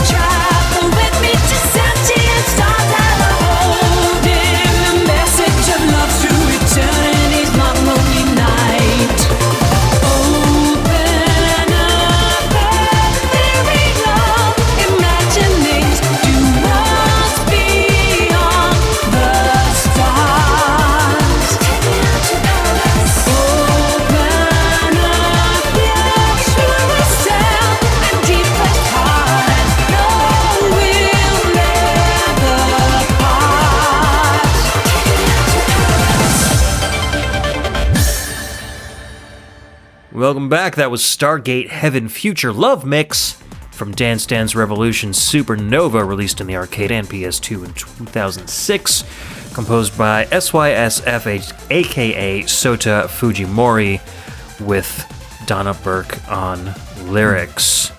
And this is a Sota Fujimori jam. I mean, he's always had a really kind of house feel to his music. He and Akira Yamaoka kind of split the Contra Shattered Soldiers soundtrack, and he did a lot of the really more techno dancey stuff, while Akira did the more metal, like industrial metal stuff. It was very easy to tell their music apart. That makes sense. And so Fujimori's music is definitely shining through here. When do you remember when Shattered Soldier was around? Around the same time. Well, maybe a little earlier than this. So probably, I want to say maybe 2003, 2004? Yeah, 2002. Look at that. Okay, so this was a good 4 years after Contra Shattered Soldiers, so he had a little more experience under his belt. Yeah, so it took a long time for Supernova to come out in North America.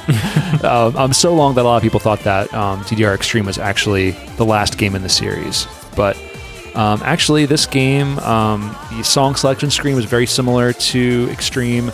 The game itself, again, it looked about the same, 60 frames per second, still had like the hold arrows, nothing really new still added to the game as far as like arrow types or any other kind of song styles. I think they got rid of the courses, so it was really bare bones. And in fact, this game is kind of notorious for being really laggy, which kind of sucks for a rhythm game. You know, like every song has its own rhythm that you have to kind of like step around it. So again, it has some great music though. Again, we've got Sota Fujimori is in this track, in this game rather. Akira Yamaoka has that cool Silent Hill remixes in this game too. Yep. It has a lot of the classic music, but it really pared it down.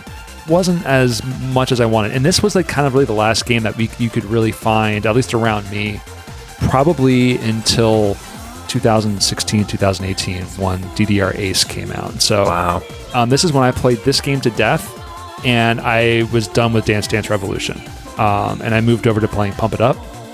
and some other games. So I have a few notes here. I'll get into it really quick. So after DDR Extreme was released in 2002, there was a huge group of players out in Washington that were really curious about when the next game was going to be released. And so they actually wrote to Konami and said, hey, when's the next game coming out? And they sent back a really bland kind of non-response of like, oh, we're still working on great games for you guys, but like nothing really serious. And then at the end, they signed it, thank you for playing, which to everyone who plays DDR, that's what it says at the end of the game. So they assumed that meant the game was over. Yeah. So Kyle Ward went out to develop his own game based on the PC version of the game called Stepmania, which was kind of like an open source, put in your own music, make your own steps to it. Yep. So he took the source code for that and made his own version of the game that was way harder than Dance Dance Revolution ever could be. And just like Naoki Maeda, Kyle Ward wrote almost all the music to the game, the few additional licensed tracks. And that's where I gravitated towards, because now suddenly the steps weren't just like quarter notes, eighth notes. It was like every sound of the drums, every sound of the keyboard, every sound of the guitar had a step added to it, and it was just mind-blowing to me. So your feet were the instruments, basically. Essentially, yeah. Like the scale of difficulty went straight up. They made another version of the game, and eventually their company was called Roxor. And then eventually they made upgrade kits for existing DDR cabinets called Boxor. So you can Roxors your Boxors on your DDR cabinets, which Konami had a problem with. I bet. Because suddenly they're taking their machines and turning it into In the Groove machines. But if you remember, it's not really Konami's machines, it's Korean bootleg machines that they're upgrading. Oh. So they never bought these machines from Konami. So they're rebootlegging the bootlegs. Exactly, yeah. So Konami was like, look, they sent a cease and desist, and then eventually bought the rights to In the Groove, eventually just killing the whole thing altogether.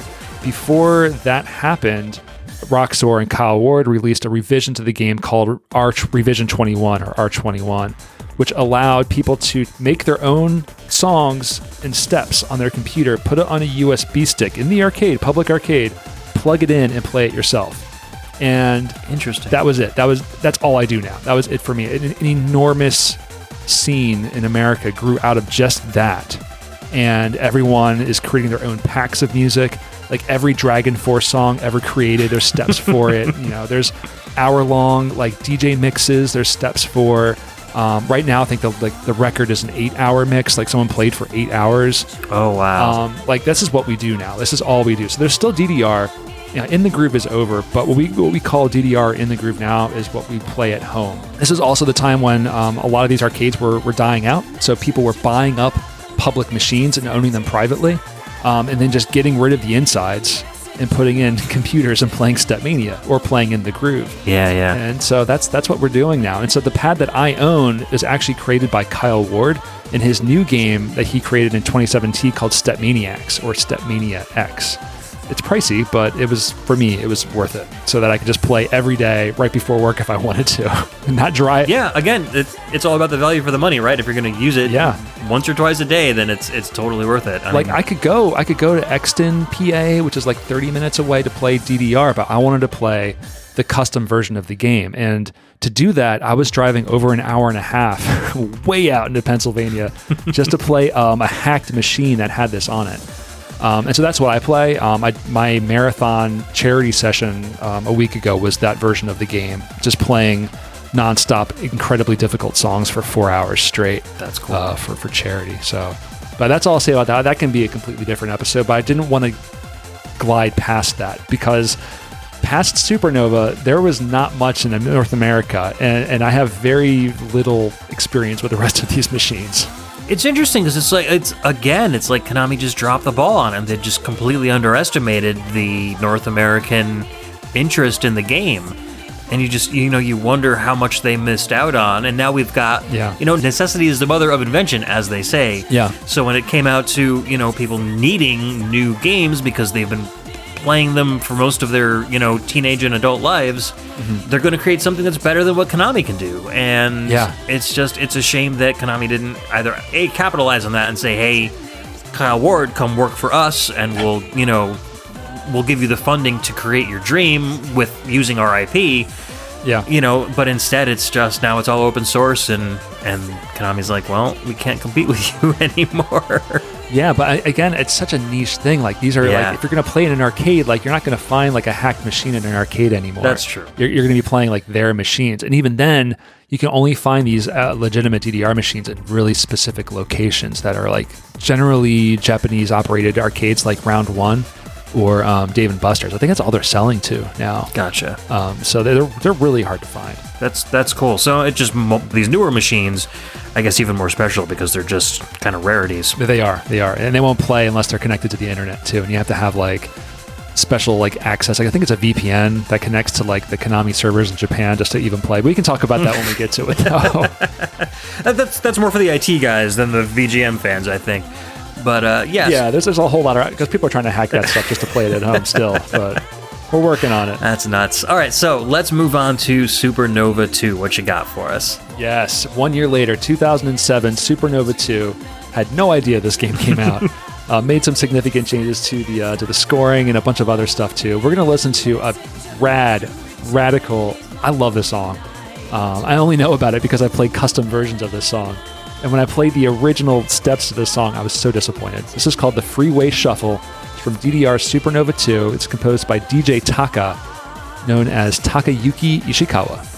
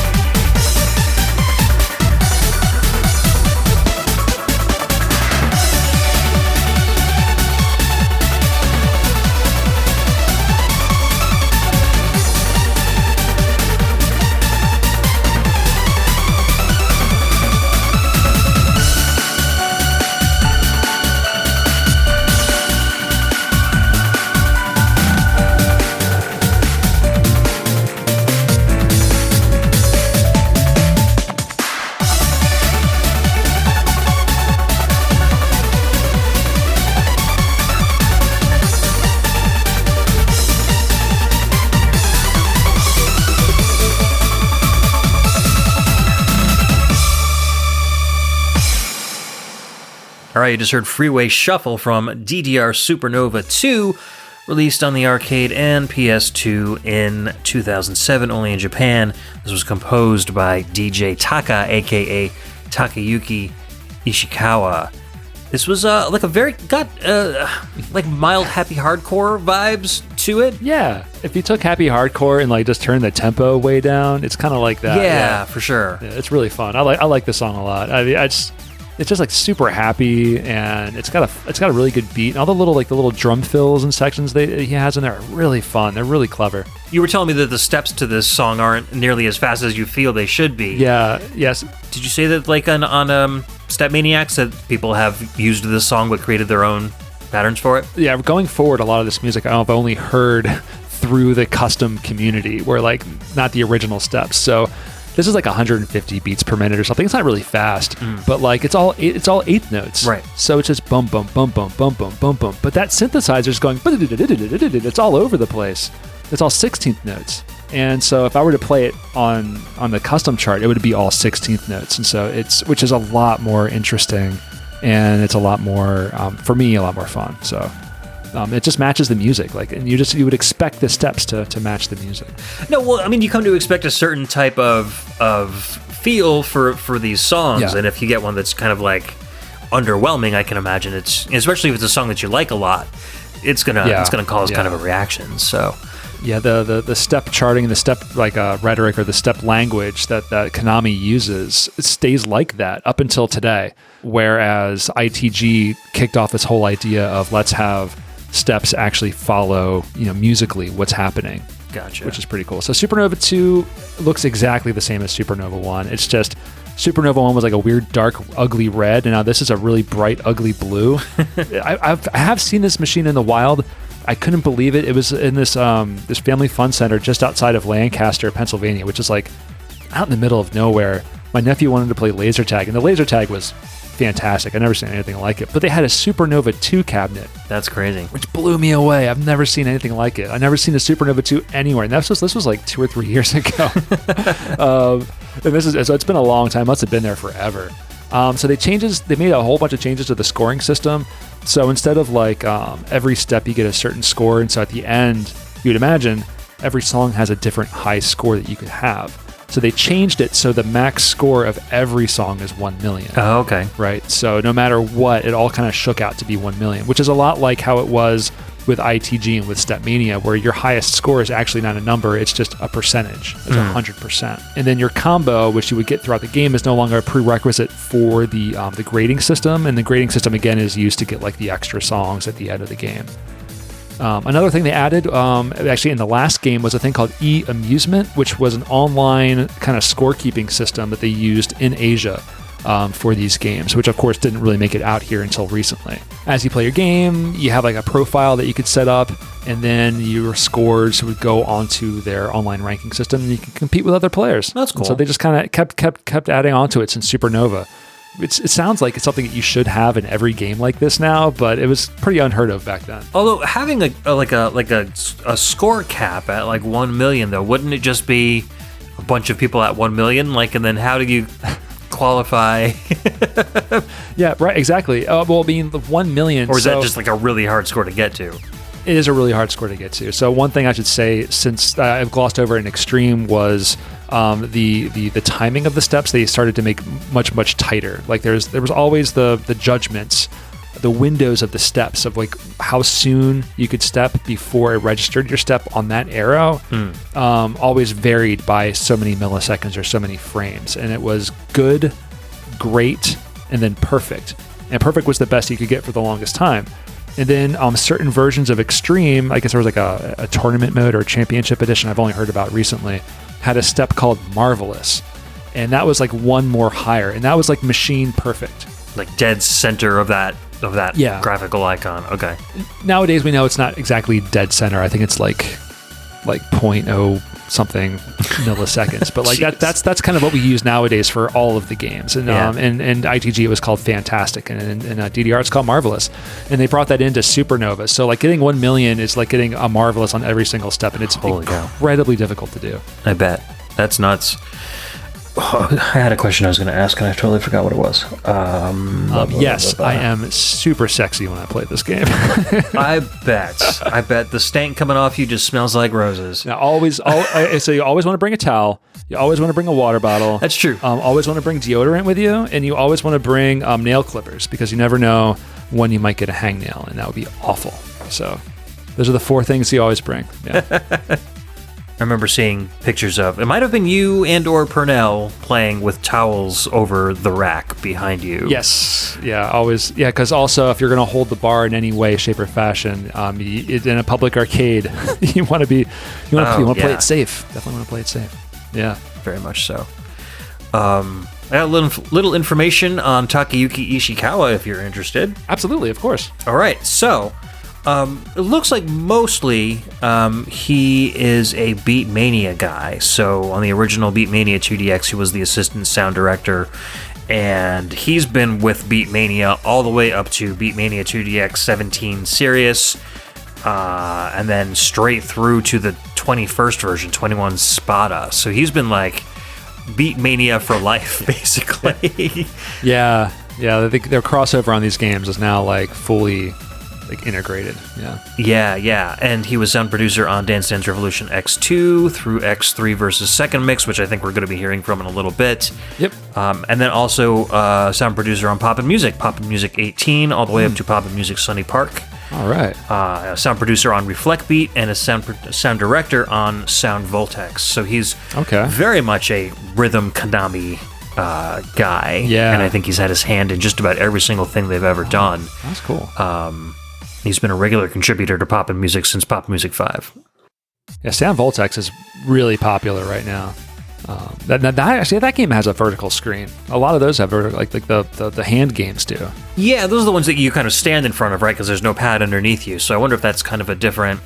Maybe it's just because they've been doing a horizontal screen for so long that they feel that people would be upset if they changed it on them.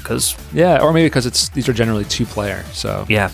But things are changing, Ed, because now we are into 2008. Oh, man. And we're looking at DDRX. The Dirks. Yes, that the Dirks. This is the first DDR game to be widescreen. I've never seen a DDRX machine in my life. I've only seen it online. We're going to listen to the track called Tracer's 4-Beat Remix. This is composed by Roughage and Size. Roughage is Robin Petrus, and Size is unknown. But Robin Petrus is, I think, known in the dance music or EDM community, at least at the time. Gotcha. All right, let's take a listen.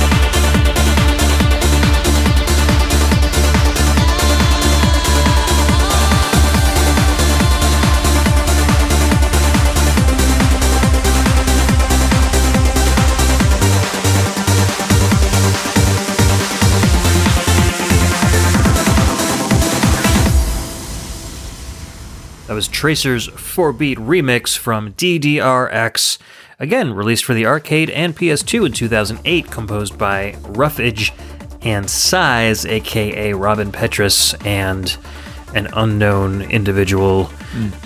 Very trancy, very modern. Yeah, right? And very kind of understated. Like, there's not a lot going on here.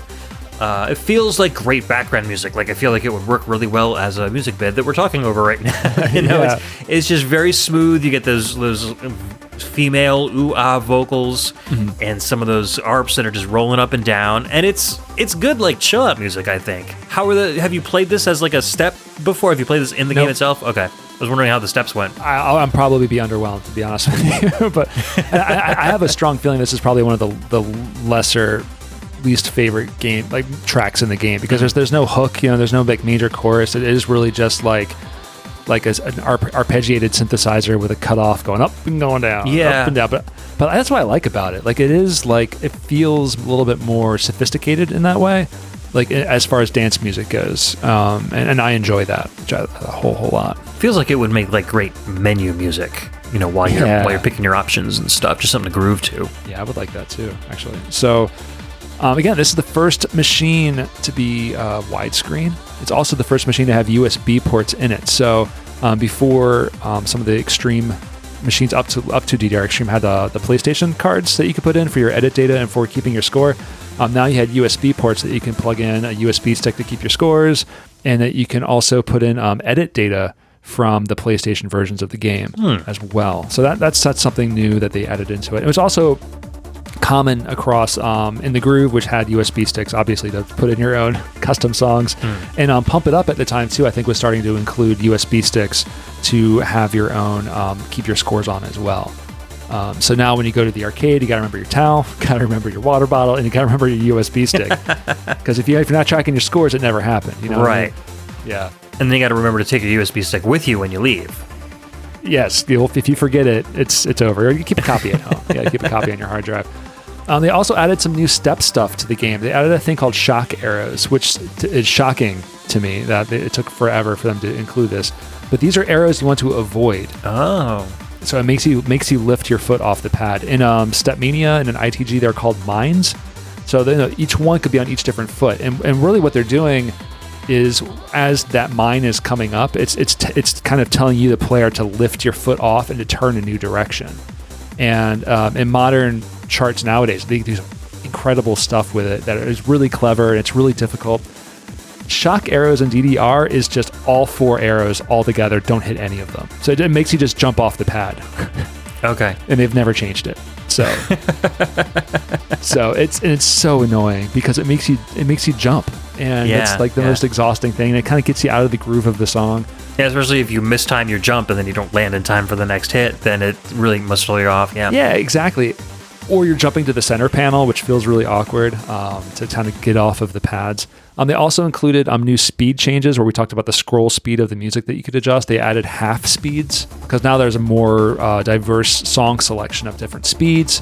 It's more comfortable to read at certain speeds for different people. So they added half speeds like 2.5, 3.5. Oh, that's cool. Which doesn't sound like a lot, but really, like, for these arcade games, having a lot of options really improves the playability and the accessibility for players. Yeah, definitely. I'm hoping that maybe a new community of younger players will grow and they'll be able to help each other, play the game the same way, you guys did back in the day. Yeah, I mean, it is just 4 arrows. I mean, there's not only so much. There really is only so much you can do with 4 arrows. Yeah. Yeah.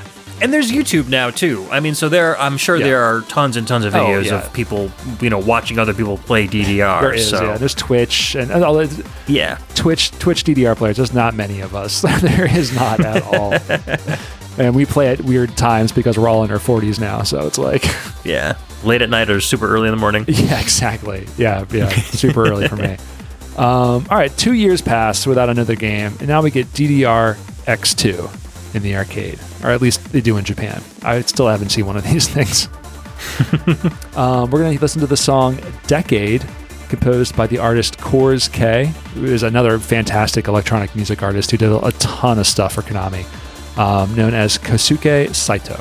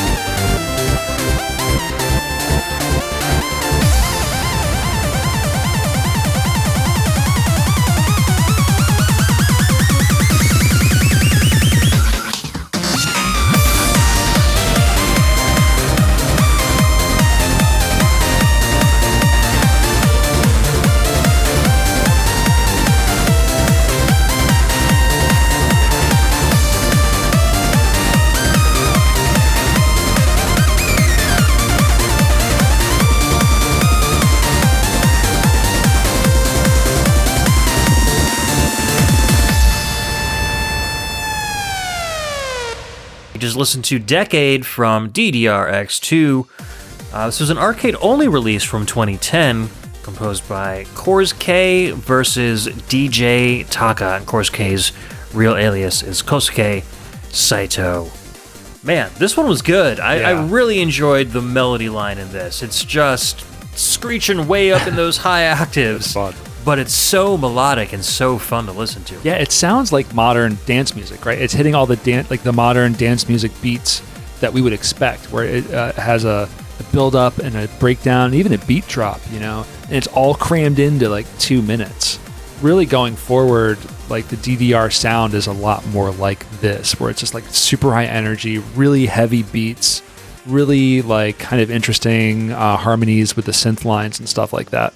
Yeah. I know Chorus K through the custom music community, and just everything I heard of his has like just really, really cool synth sounds and like really, really cool like beat drops, and I'm always just super into it. So I had to include some Chorus K into today's show.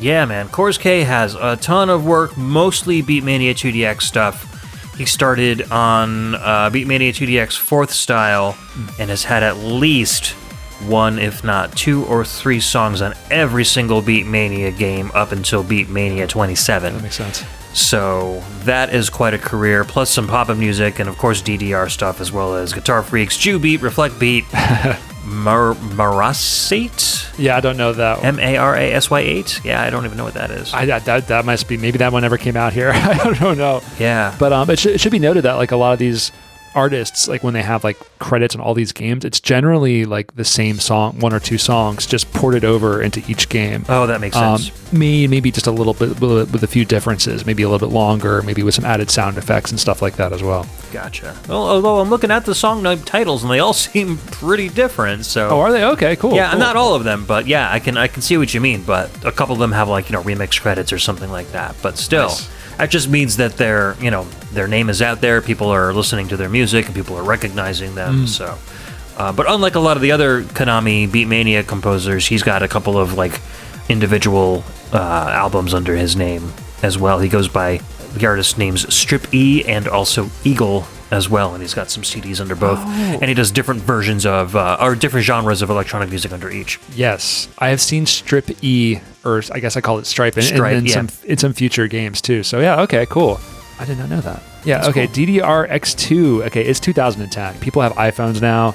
People are playing games on their iPhones, and so it's all about microtransactions. And DDR is like, let's do it. So they add currency payment system into the e-amusement ranking system. Oh, yay. And you can spend your real yen for fake yen called Paseli, Paseli. I don't know why they call it that, but they still use it today. And you spend the real money to unlock features in the game, such as additional marathon modes and actually extra charts, like challenge charts for existing songs in the game.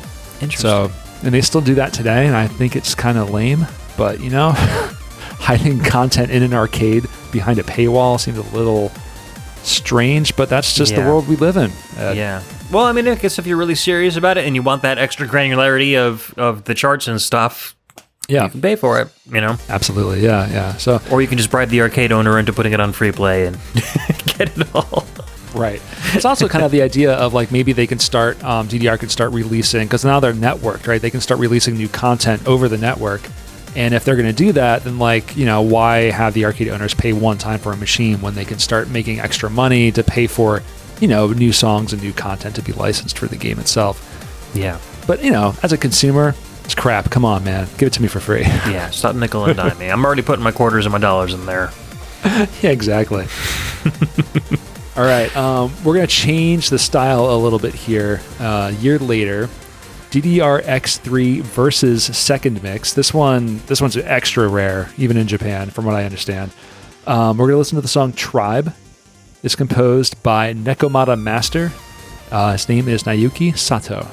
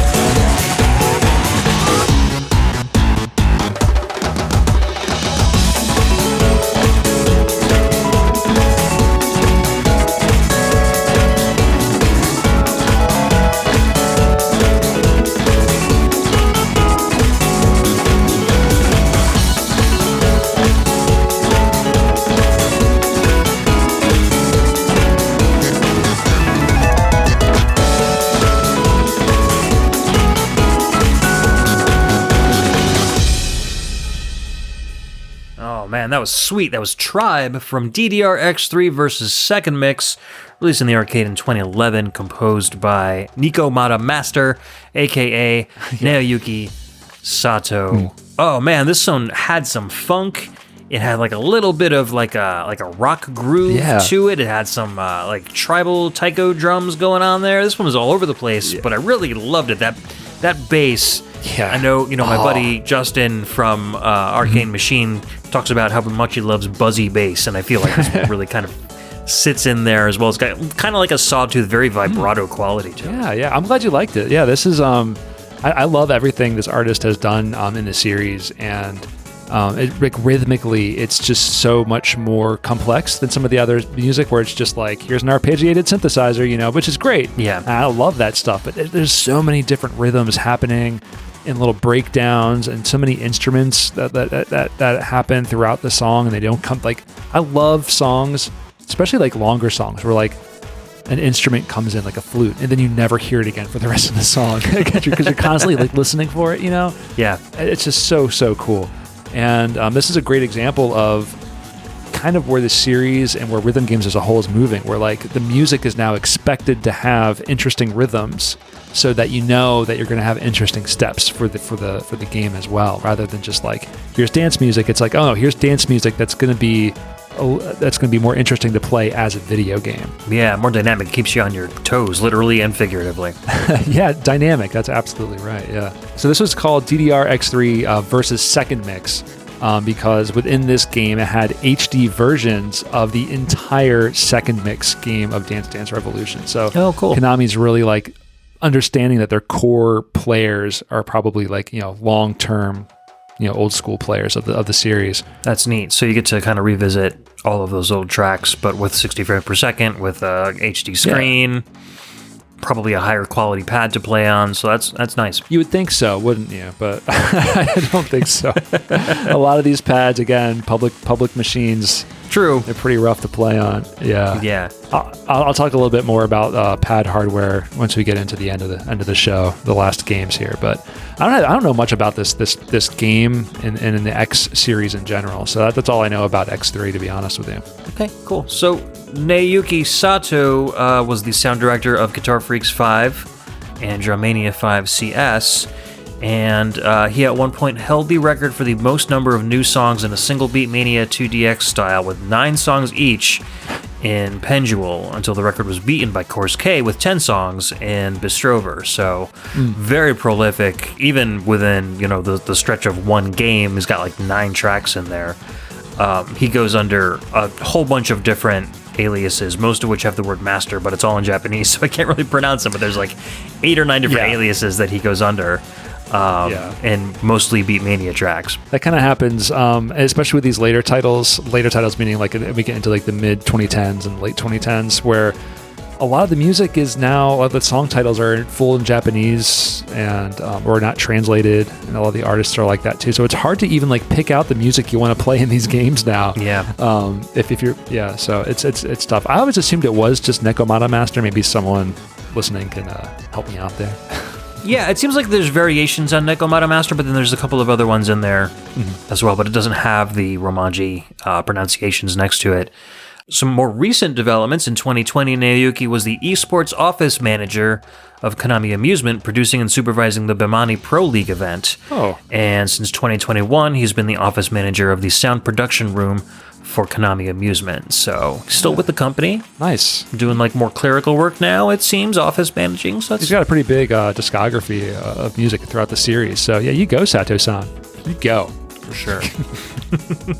Well, speaking of going, let's go on to our next track. What do we got? All right, 2 years later, we get into 2013, and we have 2 games called DDR 2012 and DDR 2013. or DDR 2014. I forget what they were called. Also known as all caps New DDR. So we're going to listen to a track from DDR 2013, composed by Naoki Master again, Naoki Sato. This is Nightbird Lost Wing, and this is one of my favorite songs ever in rhythm games. Cool, looking forward to it.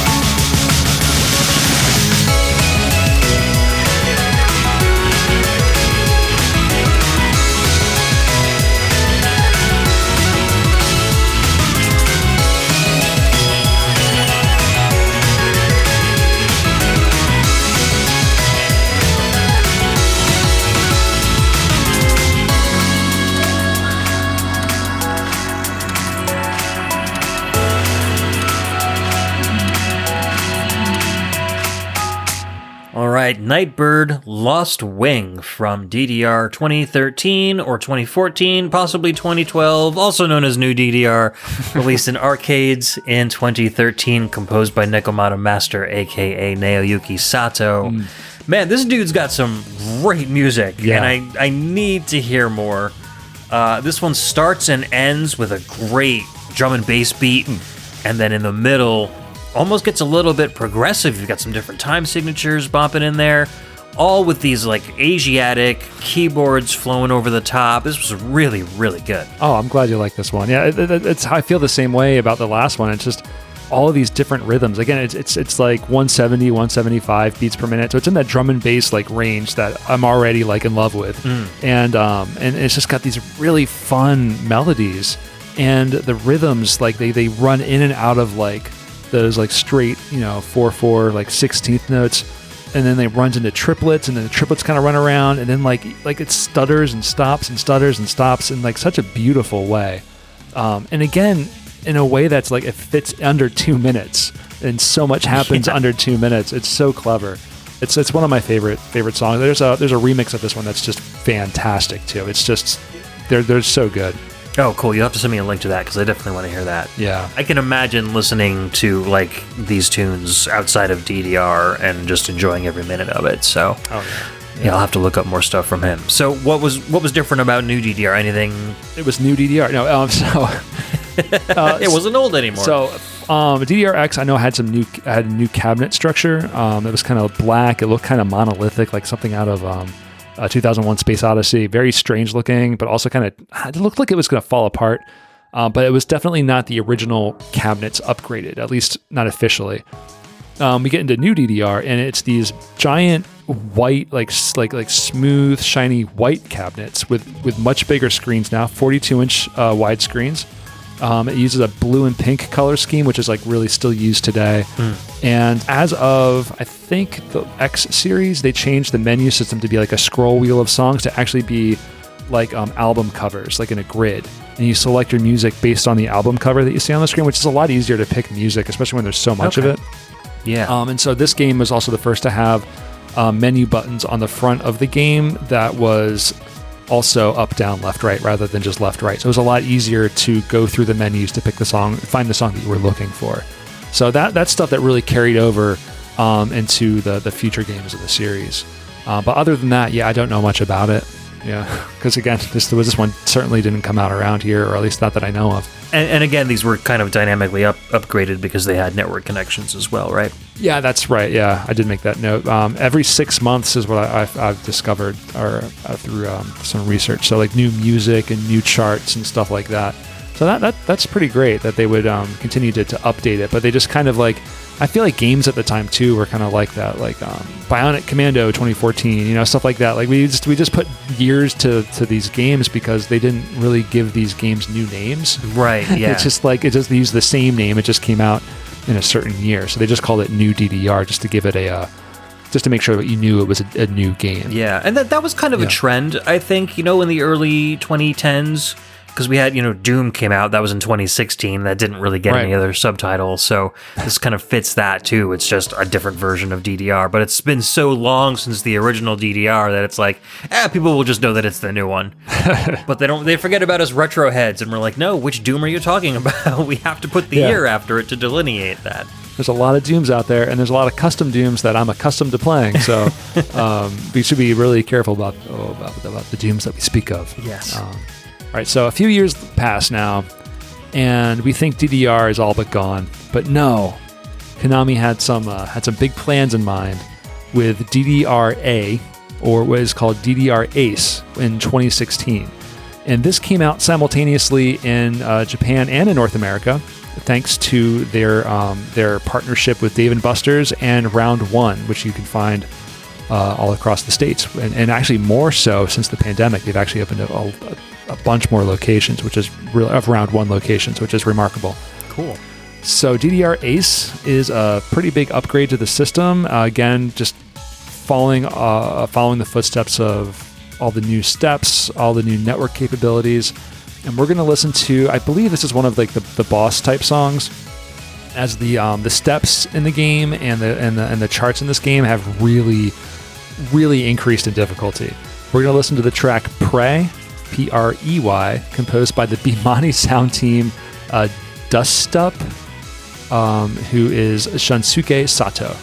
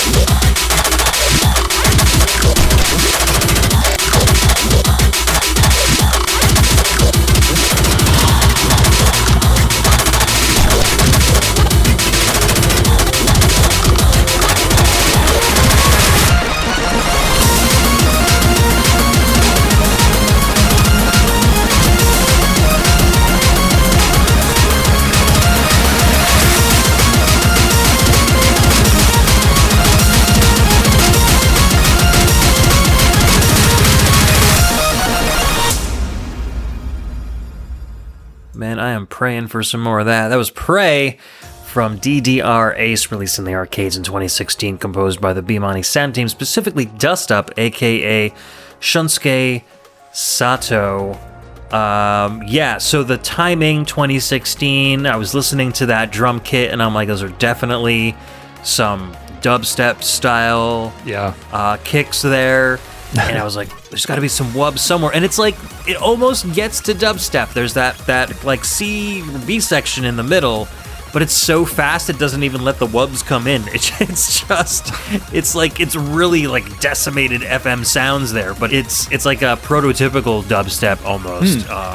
It's not that it kind of left me wanting a little bit, but when it goes back into those incredibly fast keyboard leads again, it makes it feel like it's this kind of like dark period in this crazy, like raved out, drugged out kind of dance song. Yeah. Really, really cool stuff. You said it was aggressive, and you did not lie on that one. Yes. So Konami has really been kind of moving, again, the steps that they do generally don't follow all of the rhythms of their songs, but like a lot of their harder charts and like their harder songs, like this one, absolutely do. So this one is really following all of those crazy patterns, those long streams of like really fast 16th notes and maybe even 32nd notes, or like drills or like little drum fills are getting in there. It's all getting stepped. This game is designed to murder you, and I'm really, really pleased. I put in my notes that this was like the return to like proper DDR in the arcades, because now like people are actually meeting up again and going out to like places in Philadelphia and going out to their local arcades or local round ones and Dave & Buster's in groups to play together again. That's cool. The online system has been opened up worldwide, so there's different regions and there's different regional high scores for all of the songs and all of the courses in the game.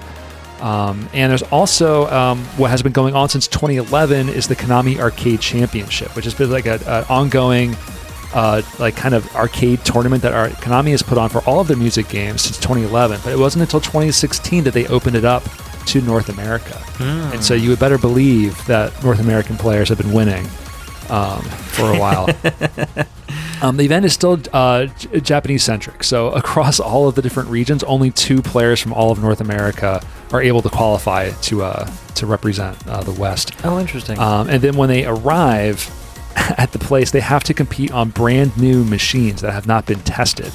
So like suddenly like they don't know what to expect. They don't know if the machine's been modified at all, or like they're essentially getting off a plane with no warm up and asked to compete like an athlete. That's crazy. So they go and they play, and so it's really just causing lots of debates over like, is it really testing who has the most skill or who has had the most luck for the day? There's an American player named Chris Chike. Chris for Life is his handle. He is a DDR expert, ITG expert. He's a Guitar Hero like pro player, like master. He's competed in the past 4 since this year, and he won 2017. He runner-up in 2018 and 2019, and placed first again in 2020 before the pandemic. I'm sorry, no, 2020, which took place in 2021. So, yeah, it's. I feel like this game has really kind of brought people back together again. And so it actually brought me back into the arcades to start exploring DDR again. And then which made me discover Pump It Up again, which then made me think I should just buy my own machine and go home. And it's safer to stay home anyway, I guess, instead of touching sweaty COVID machines, you know? You know what? I nowadays, that's right. Yeah. Yeah. I'll talk a little bit more about the pads actually into the next song, the next version of the game, because I feel like it's a bit more relevant to what happened to the cabinet as a whole. But DDR Ace has been having regular updates of new songs. They have like events where it's like the springtime series, and there's like 4 new songs that are like kind of about springtime. They release courses and like kind of like marathon like medleys of songs that are based on like classic DDR songs and things like that. So they've really started listening more to their audience and adding in more content in that way. And so it's really fun to see like new kids like in their 20s, like that were my age, like getting into the game like fresh, you know, and then like doing way better than I ever did. But yeah, you know, kids in their 20s now don't know a world without DDR. It's literally always been there, so that's insane. That's crazy. Honestly, that's been my dream this whole time. A world without DDR is not a world I want to live in. Ed, I called you Pernell. Oh my god. I'll take it as a compliment. I'm doing a podcast and I call you. Yeah, exactly. Yeah, no, that's nuts. I mean, you know, and I've got a 16-year-old and a 10-year-old, and neither one of them know a world without Mario. So it's beautiful. Yeah, it's a good thing. All right, so let's keep the aggressive tunes going. All right, so 2019 is the 20th anniversary of DDR. I guess the first one was 98, and then 2019 they released the game. So they released, it's essentially DDR Ace, except that it's all gold. They add a ton more music, and they release these giant new cabinets with these enormous screens, enormous wide screens. And the entire cabinet is like gold. Wow. And they release these all across to the around 1 locations. And it's called A20, DDR Ace 20. And we're going to listen to a track called Avenger, composed by hardcore master USAO. Sweet. This year, enter this time machine. Drop the bass.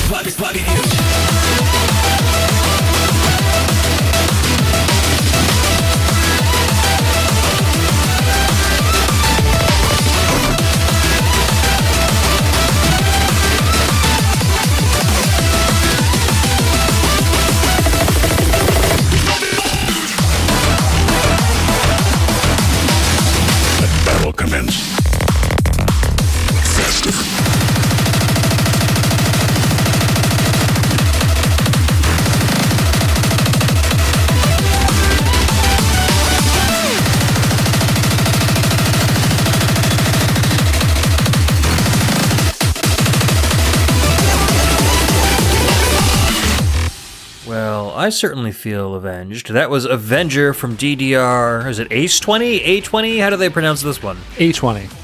A20? Okay, DDR A20? That's what I've heard anyway. Yeah. Sure. It was released in the arcades in 2019 and composed by USAO.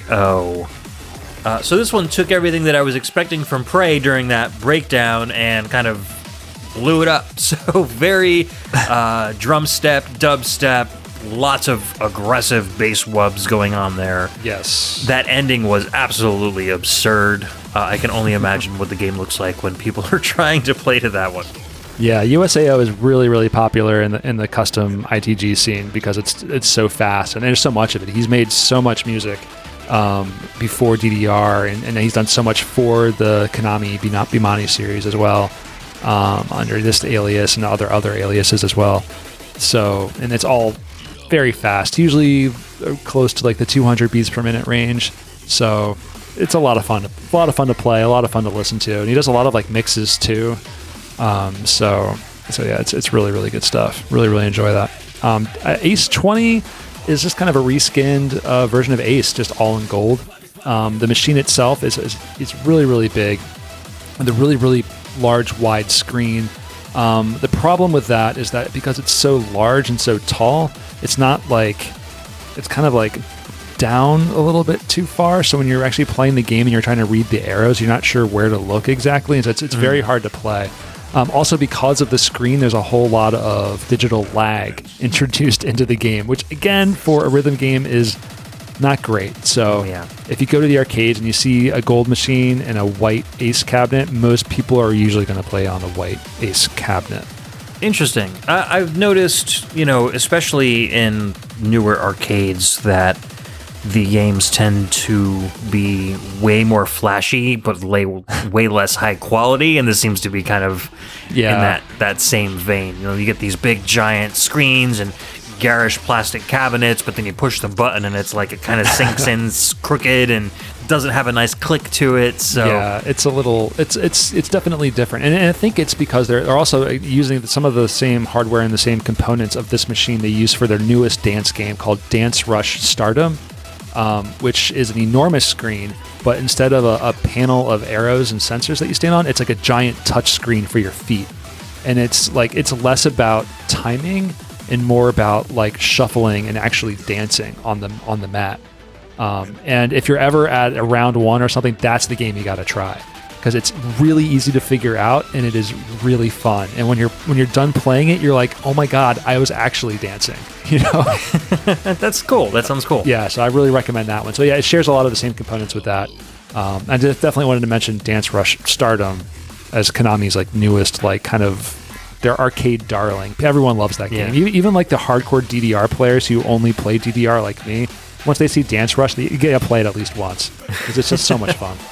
Do you think that's more like the future of where Konami's going to go with their dance games? I think so. I don't know if they're going to do more with Ace. I'm sure they will. Probably how they did in the interim with like DDRX, where they'll just like release like new content. Maybe they'll release a new machine. But I feel like there's not much more they can go. Yeah. No, that does sound cool, and especially something that's going to grab new players, but also interest the seasoned veterans. Like that's the perfect combination for getting a good community going. Because even like the seasoned veterans and like the old heads like me who are like kind of like, oh, that's not hard enough, or oh, I want to play something that's like really, really technical where I have to like really work on timing. In the end, we just want to have fun, right? Especially if you're going out to an arcade to play with your friends, you want to have a fun experience. So my envision for a fun experience would be to take most of their rhythm games and link them together somehow. Yeah. So you've got, Guitar Mania, Beat Mania, Dance Dance Revolution, Guitar Freaks, whatever you've got. Everybody plays one song together, but little do you know there are cameras filming you doing it, and then it uses like green screen technology and turns you into a band, and then you get a DVD of you and your friends playing that song. I like all this like this high tech like linking everything together, but then you get a DVD. It's a VHS tape. It just pops out. It's a VHS tape, right? Then you've got to go find a VHS player at Goodwill. Somewhere out there on YouTube is a guy playing on a DDR machine with a headset playing Beat Saber at the same time. Oh my it looks God. very dangerous. I can't even imagine. Yeah. But there's I don't even. That's probably a whole half-hour conversation in and of itself. Yeah.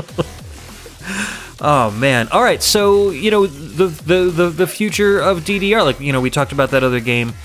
Do you know if there are any new DDR games on the horizon, or?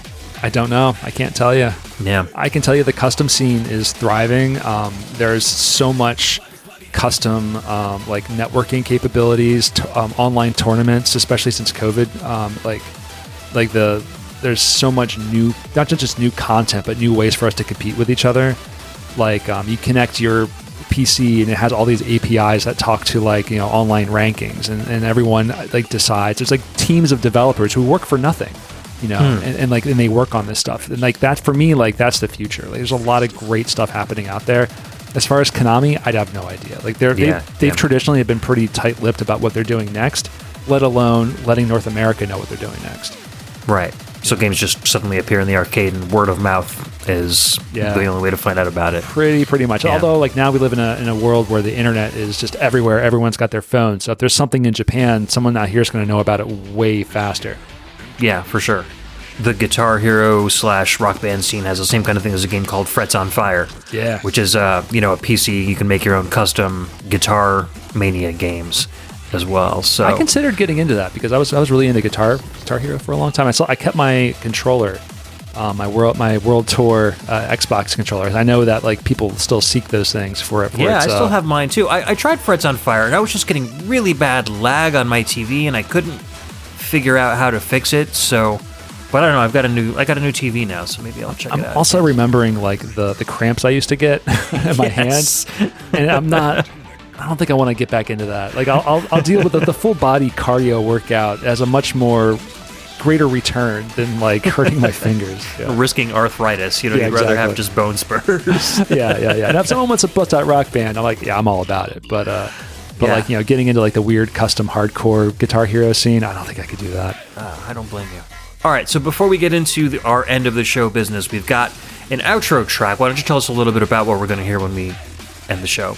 Yeah, so I talked briefly about how Konami released some compilations, medleys of music for their major releases, and this is called the 50th Memorial. I guess Konami is 50 years old now. That sounds about right. Yeah, I didn't.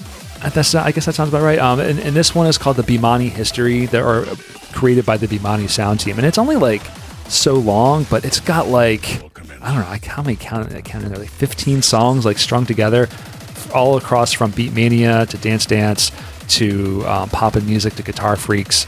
And they did this with a bunch of other games as well, other Konami arcade games, all this music medleyed together into one long song just for DDR A20. So. I included this thinking maybe we'll play this instead of Avenger, but I'm glad we're using this as an outro track because this kind of buttons up all of the Bimani history that we talked about today. Yeah, no, that's awesome, and it's a great way to kind of go out and kind of, like you said, envelop everything that we've been talking about, as well as introduce you to some of the other Beatmania songs, pop music songs that we might not have gotten a chance to share, but might share in the future. Who knows? Yeah.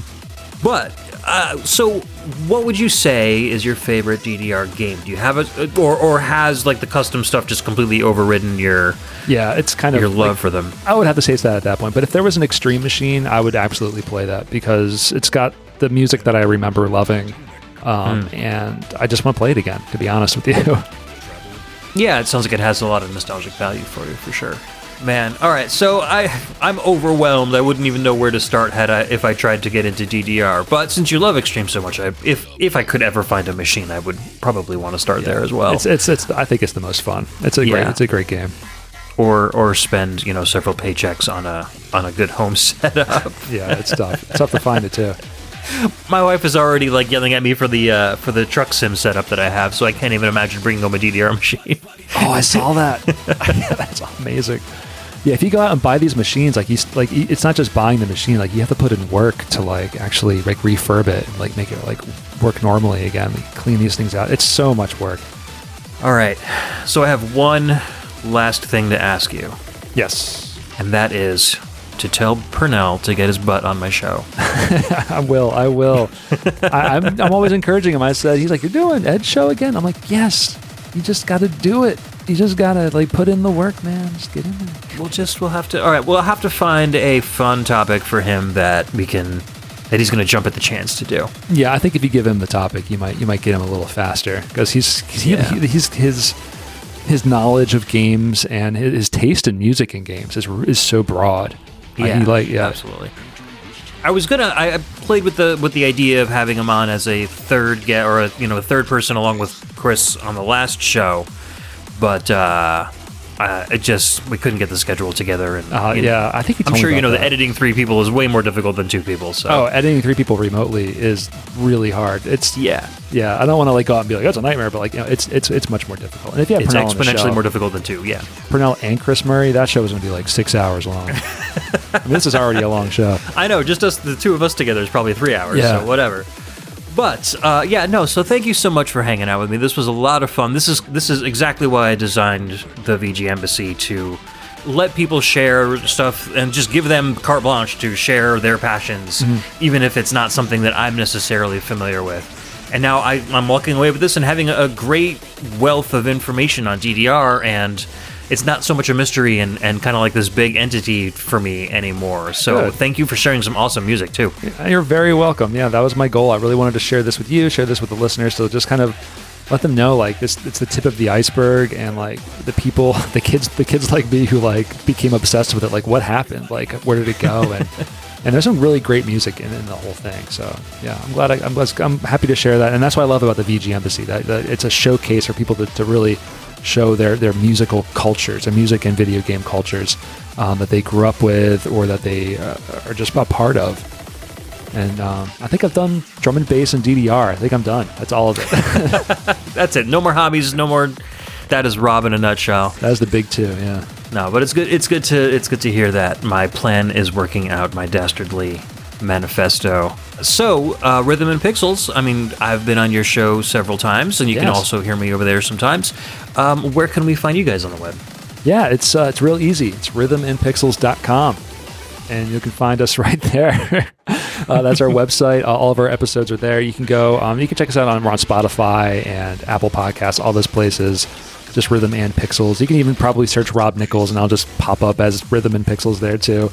We're also on youtube.com/rhythmandpixels, and all of our episodes are there too with like chapter breaks. So if you don't want to listen to the whole show, I don't blame you. You don't have to. I don't mean like be just disparaging, but like listen to what you want. Like no one needs to be a completionist. Don't be a hero. Don't listen to every podcast. You can just skip to the Family Matters parts. Yeah, just skip to the fun, and eventually you'll fall into like the rhythm of me and Purnell chatting with each other. We also have a radio station that plays 8-bit and 16-bit classics and deep cuts. It's getting pretty popular. We're getting a considerable amount of listeners like all day now on that thing. So I'm really pleased with that. So you can check that out. It's youtube.com/rhythmandpixels. I'm really proud of how that's turned out. We sell t-shirts and merchandise at rhythmandpixels.com/merch. So if you want a Falcom hoodie, or if you want an SNK long sleeve tee, or if you want to like get like a baby tee that's like a kind of half shirt that says Mega Drive on it, we can sell those too. So check that out, rhythmandpixels.com/merch. Yeah, plus the standard Rhythm and Pixels branded stuff too, as well as on there. Yeah, there's some of that there too, but yeah, who wants that? Yuck. It's great for washing cars. Anyway. All right. So, and as usual, you can find us at thevgembassy.com, Twitter at thevgembassy, or if you want to take a look at our Patreon page, it's patreon.com/thevgembassy. And as a patron, you get to be thanked by name at the end of every episode. And starting with our tourist level, we've got Cameron Childs, Nathan Cooper, and the Phantomire at our VGMbassy tier. Love those guys. Chris Murray, Chris Myers, Chris Steenerson, the triumvirate of Chris's. Love all those Chris's. Gannon Levin, a.k.a. Mike Stark, Jordan Worma, Kyle Kroll, The Dyad, and Daryl Bowers, a.k.a. The Last Rican. All stars. Yes, for sure. Also a lot of Rhythm and Pixels listeners and patrons there, too. Our audio attaché members, Cameron Worma, Carlos from the Heroes 3 podcast, and Scott McElhone. our special agents here, Ryan Steele and Volts Supreme from Volts Supreme Synth VGM Dream Stream Machine. Wow. And our VG Ambassador tier, Frankly Zappa, and the patron saint of VGM podcasts, Mr. Alex the Messenger. Thank you guys so much. Everybody knows the Messenger from the VGM Journey. I always forget to mention that he has his own podcast too, which is an amazing podcast. It's a quick listen, but he plays some amazing tunes. So check out Mr. Messenger. I'm a fan of this. I'm a fan of KVGM, The Last Wave, Hammock Show. Yep. If you got like 20, 30 minutes and you want some smooth jams on the way to work, that's just the best. It is the best. I love it. Yeah, and they're great to listen to on lunch break too, because you get like a half an hour. You can just fit the whole break in while you're chowing down on a sandwich or something. So. All right, so next couple of shows, I think I'm going to do some solo game history shows. I've got a couple of really good ideas brewing, some European NES music, maybe from Codemaster, some of those Quattro Sports, Quattro games. Oh, cool. Tons of great music on those carts that are just not talked about as often as they should be. So I think I'm going to explore those quite a bit and pick out some great European NES tunes. And if you guys have any ideas for music history shows for me to do, let me know. Drop me a hint at VGMbassy@gmail.com or head over to our Discord page. You can find the link on VGMbassy.com and drop it in our VGM show requests channel or email me or DM me. And I will be happy to take a look and see what I can do. All right. So, again, thank you everybody for listening. See you again probably next month. Stay safe. Keep listening to awesome VGM. Thanks, Rob. You're welcome. Thank you. Take care, everyone. Peace.